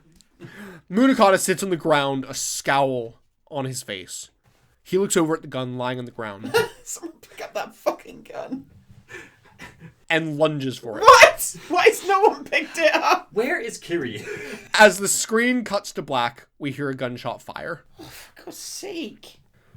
2 weeks later, March 30th in Kamurocho, a woman with a large bun arrives outside the Serena building, looking up at Sky Finance.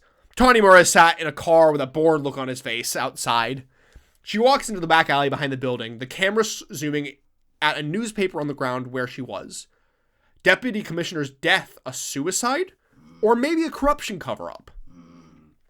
Tanimura groans. Fucking slow ass. How long is he gonna make me wait? I swear, once you get 40, it's all just fucking talk. The woman walks up the fire escape to Sky Finance, letting herself in to find Akiyama, as per usual, asleep on the couch with the magazine over his face. He rushes to his feet, welcoming her in and offering her a seat, apologizing for the mess, saying how his secretary left him a couple weeks ago. He's practically useless on his own. I'm surprised you even remembered to breathe while I'm gone, Chief. Oh God, no. Akiyama's eyes go wide Oh no. as Hannah removes her sunglasses! She's back! Please. I would also like to point out, you probably would have thought it's her, because as she's walking, she is a stick. Yeah. Like, she is Yeah. a stick. And he's like, Hannah, what happened to you? You're skinny as a rail. I think you can say that to your employees. She giggles, saying how maybe he's not the only one who's useless on his own. She's barely eaten a thing since he left. So, Chief, what would you say to giving me my old job back? The violins ring out into a crescendo as Akiyama slowly approaches her. Hannah-chan. He brings his face close to hers. She closes her eyes, Oh God. moving closer to him until... Oh, hold on. The music cuts off.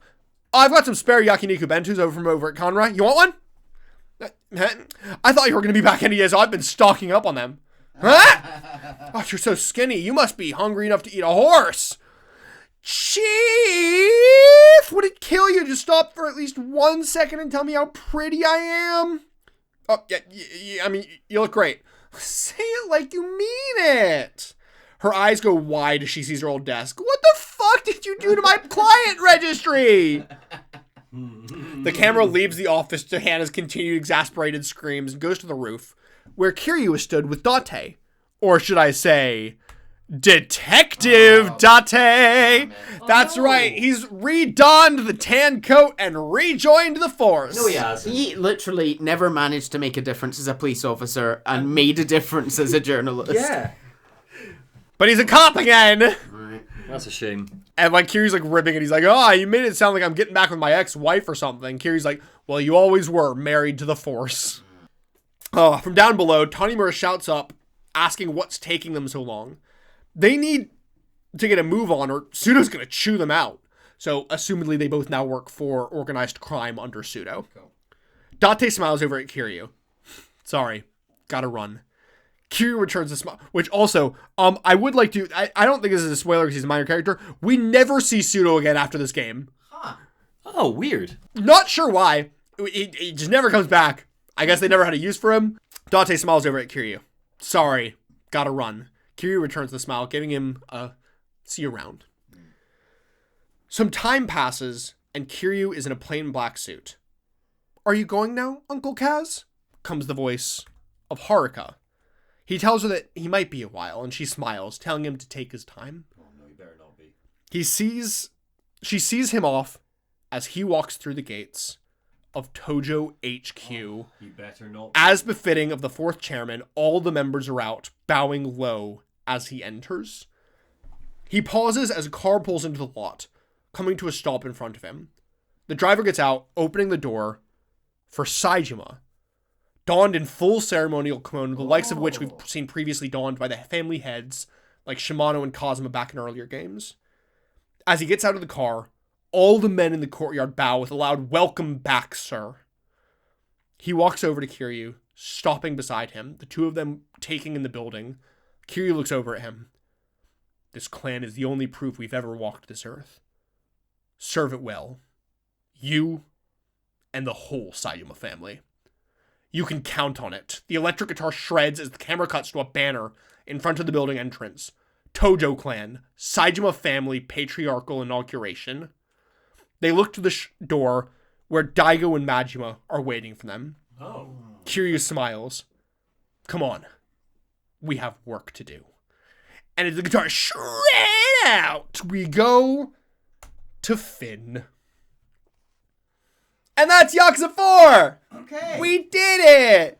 You seem confused, unsatisfied, perplexed. Perplexed by the ending, so I guess I have questions about the ending before I give my thoughts. Yeah. Because I feel like perhaps it's purposefully vague, in which case you don't have to tell us stuff. I find it strange that those two are still there. Majima was getting hauled away, and now he's back. It's only been 2 weeks. I mean, assumedly all the police corruption and then Yeah, he just wriggled out of it. Yeah, I kind of wriggled out. That's fine. Majima seems pretty cool, standing right there with Daigo Dojima, sold him upriver. Yeah, I guess I guess in Majima's brain, Kiryu beat sense back into Daigo, so Daigo's cool again. Daigo's still the chairman? Daigo's still chairman. Perfect. That was my big fear. Yeah, I think no, we both had the Kiryu- same fear yeah. there, that So- Kiryu was about to be chairman again. There is definitely a shift in Kiryu in this game where he kind of like accepts that he can't stop being a Yakuza. He might need his hand on the wheel every so often. Yeah, like because up to this point he's been kind of running from being a Yakuza, and in this game he kind of accepts like I can't keep running. I am a Yakuza. It's just who I am. So he's back, but not chairman. Not chairman.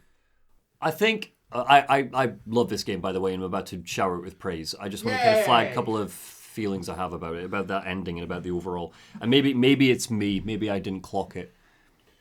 I think there's maybe a bit of a through line here thematically by the time we get to the end where you're supposed to almost kind of look at the Yakuza, particularly the Tojo clan, as this important entity and this part of history and this thing that must always continue.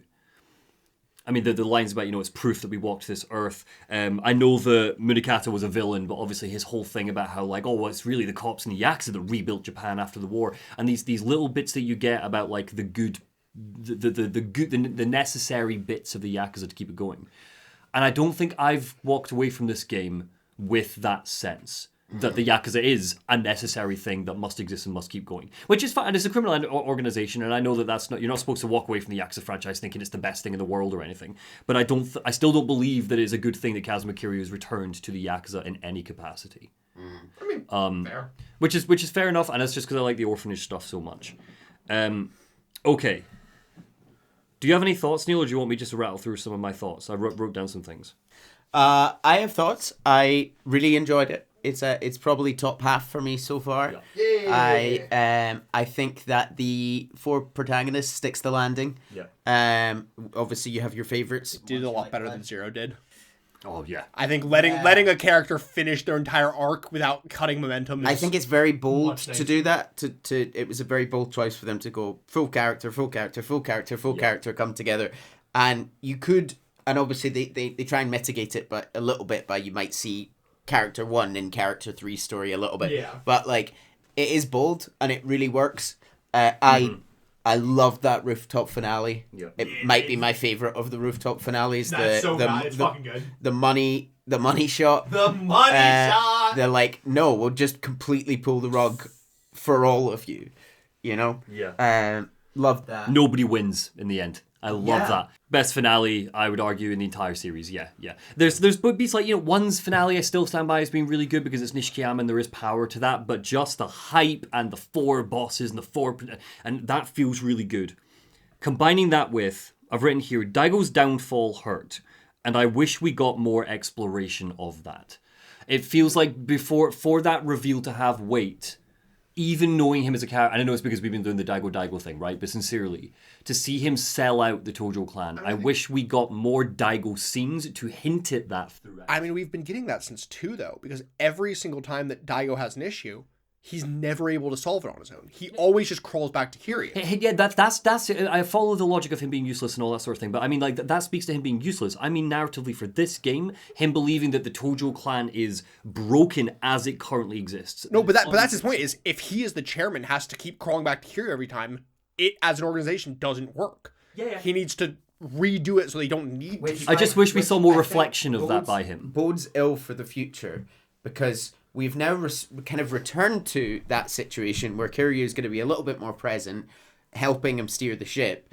But like a lot of this game touches on this doesn't have long left, this way of life. Yeah. And Kiryu keeps getting the wrong message, which is that no, this can't survive without me. Thus, I need to be here. Yeah. Whereas the reality is, Done Yakuza. the reality is, Yeah. is it worth it? Is it worth saving you coming back when you've built a life where you're providing in a different way for an innocent group of people? And I think Kiryu kind of has to die at some point as a result of these repeated decisions, unfortunately. Yeah. Like, I'm fascinated to know how the series handles Kiryu moving forwards because if he retires again, which I believe that he will because there's so many games after this, but he has to retire at some point, and I know he's aging in real time. When he retires again, that needs to mean something, and it can't just be like the million times that he's retired before. It breaks my heart he's not going back to the orphanage, and I sincerely did miss the orphanage stuff. Yeah. But that's separate entirely. Not every game can be about the orphanage, I understand that. My best conspiracy by far. The reveal of Utopia as a concept, fucking brilliant. I actually wrote earlier in the game, I wish Munakata was more of a presence earlier on. He's the center point of a great plan. And I completely changed my mind on that. See, by the time we get to the end, he's a major presence and he's been in the game enough for us to understand that. I really liked him as a villain. I thought he was really, really fun. Missed the orphanage stuff. Okay, my ranking. 3 is still number 1 for me. I kind of assumed it would be. 1 is number 2. So it's 3, 1. I just really feel like, and I think that's a personal thing. It's the moment when I fair started enough. to, I think because I was so cold on 0, and I still am. So cold on 0, I think there was a bit of a beat for me. I went, oh no, we've got 8 more of these, and I really did not enjoy that when we got to the end of it. And then 1 was the moment I went, oh no, we can lore dump these. I can have fun with this. There's lots of fun to be had here. So it was 3, 1, 4. 2, 0. And I think 2 is excellent. Like, that's not me saying 2 and 0 are the same level for me. It's just you got to put them in order. 3, 1 and 4 tied. 1, 4, 2 are really tied, but I say 3, 1, 4, 2, 0 is currently where I'm sitting. 4 would beat 1. if it wasn't for some of the really weird choices that bring it lore. You know, that's fair. Yeah. Though, yeah. Specifically the Saijima stuff. That we spoke about this a little bit off camera, and obviously there's stuff that we joke about taking, pretend to take seriously, and hopefully it comes across at the end that you know we appreciate that it's a game and that these characters are criminals, and you kind of have to take a lot of that in its stride and take the story at face value, but or take it on, meet it on its own terms rather. But that just overshadowed his whole section of the game. He started on such a low rung because of that one scene that it's hard to climb from there. Yeah, and we made a bit of a joke out of it, but it is it did. You're not wrong. To the point that actually his tragedy, like, I don't care about Saijima moving forwards. He's the only character on that roof, and I'm including, aside from like Minikata because he's like a proper baddie, he's the only character on that rooftop at the end that I wouldn't have cared if he died out of all of them. Including Arai, including Kido, you know, and I know that people are like, who's my favorite character? He starts so low for me that even the bits where you saw the warmth peeking out and the fun bits peeking out, I was like, sorry, it's the game. The game switched me off so early on that it was hard to bring that back. There's an opportunity for that to be changed. I believe he will return. It at least seems like it's pretty major. And I know that people think he's their favorite character. I don't understand that from this game, so that tells me we're going to get major Saijima moving forwards. I feel like I might need to reevaluate this at some point, re-listen to the old episodes, maybe finish playing the games. I've got 34120 as my ranking right now. 34120. Wild that you both have 0 at the bottom, which is just so much of the fandom, including mine, an S tier. But game. I think it's because the first one we did as well and didn't have the context for a lot of the relations. I am really curious if we had put it in release order and done it after 5, whether you guys would feel the same way. Maybe not. Maybe sincerely, maybe this not. Is what I mean, I need to go back and review again because I'm looking at some of these and I'm like, 1 seems quite high. I like 2 doesn't seem. I don't think 1 is bad by any stretch. I just think it is like it is the bar. Would it be? What I'm trying to say is, where does 4 rank in the kind of community? Because I know that 3 isn't particularly high, and we had it very high. So 4, kind of mixed opinions. I don't really know anybody who dislikes 4 outside of the one scene. I think that 4 just oft gets overshadowed by 5. Yeah. Okay. Interesting. Okay. As you'll see next time, 5 is in many ways kind of 4 on steroids. Okay. I'm good with that. 5 is 4 with its balls out. 5 is 5 characters, is it? If this is 4. So probably the best time to get into it. Okay. Your little tease of Yakuza 5 remastered. Oh, Saijima has had a haircut. Oh yeah, from now on we get shaved head Saijima. I hate long-haired Saijima. I think he looks so much better with the shaved head. I totally agree, yeah. Akiyama is on this poster, everybody, for Yakuza 5, so Akiyama confirmed to return. Yeah. Kiryu in a new outfit. Yeah. Weird. Like a weird, like, civilian outfit, almost. Or maybe it's just a big raincoat. Maybe it rains a lot. It's like a military jacket. The character behind Akiyama and Kiryu in a brown jacket, is that supposed to be Tonomura? So this is to bring an interesting point. We never see Tonomura again after this game. Oh wow, interesting. And frankly, nobody's really sure why. It was going to be Date's partner. It kind of gave that opinion at the end. Yeah. I'll fully say, because I don't think it's a spoiler, Date comes back. Yeah. But Tonomura, we never see him again after this. Huh. I'm not really sure whether they just kind of felt like they didn't have anything else to tell with him. You know, obviously 4 was a very cop-centric story, so putting a cop in there made a lot of sense. I'll just tell you in advance, 5 isn't really a cop-centric story. Yeah, it makes sense. We went very heavy on this one. You know, as much as I think they could have done things with him, I think he actually would have been a much better fit for 6, parts of 6. But yeah, he never comes back. Part of that, at least in the theories of the community, is, like I mentioned before, he is a mocap actor. So he was, in the original game, mocapped by Hiroki Narimiya. But then in Remastered, was remodeled and remocapped by Toshiki Masuda, as well as re-voice acted. And they added the goatee. They did add the goatee. Yeah, there's a lot of mixed theories. One of the big ones that kind of swirls around is in 2016, Hiroki Narimiya retired from acting following some drug allegations. They were later falsified, and he's actually returned to acting this past year. But obviously never came back. That said, Yakuza 5 came out in 2012, 4 years before that. So, you know, maybe that's why he was recast for the remaster, but it doesn't really explain why he never came back in 5. But yeah. Anything else we want to think about in 5? Haruka's obviously on the poster, but I feel like Haruka would, of course, be on the poster. Yeah, so it seems like these are our 5... Oh, wait a minute. Chase, are we playing as 5 characters in the next game? We might be. Chase, are we playing as Haruka in the next game? There's 5 characters in the forefront there, and one of them is Haruka. Are we playing as Haruka in the next... Wait, hold on. How much of a time jump are we doing? Because she's like 13 in this, right?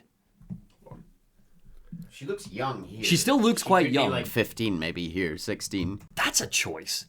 How is Haruka's combat going to work? There is a 2-year time jump between games. Interesting, yeah, so 15, 16. I mean, I don't know. Kiryu taught her some moves, I guess, and we just get away with it. She is 16 in Yakuza 5. Right, okay.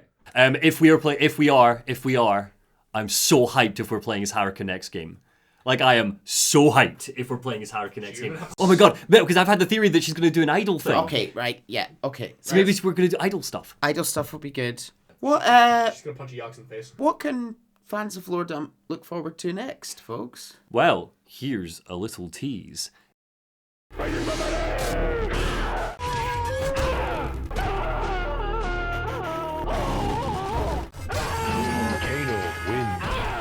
Flawless victory. Whoa! That was a lot of... Blood? Death? His face exploded. Fatality. Exciting. Chase, have you got anything you'd like to finish on? How do you feel? Because this is the longest game we have ever covered. So fucking tired. I am dreading Yakuza 5, even though Yakuza 5 is one of my favorite games in the series.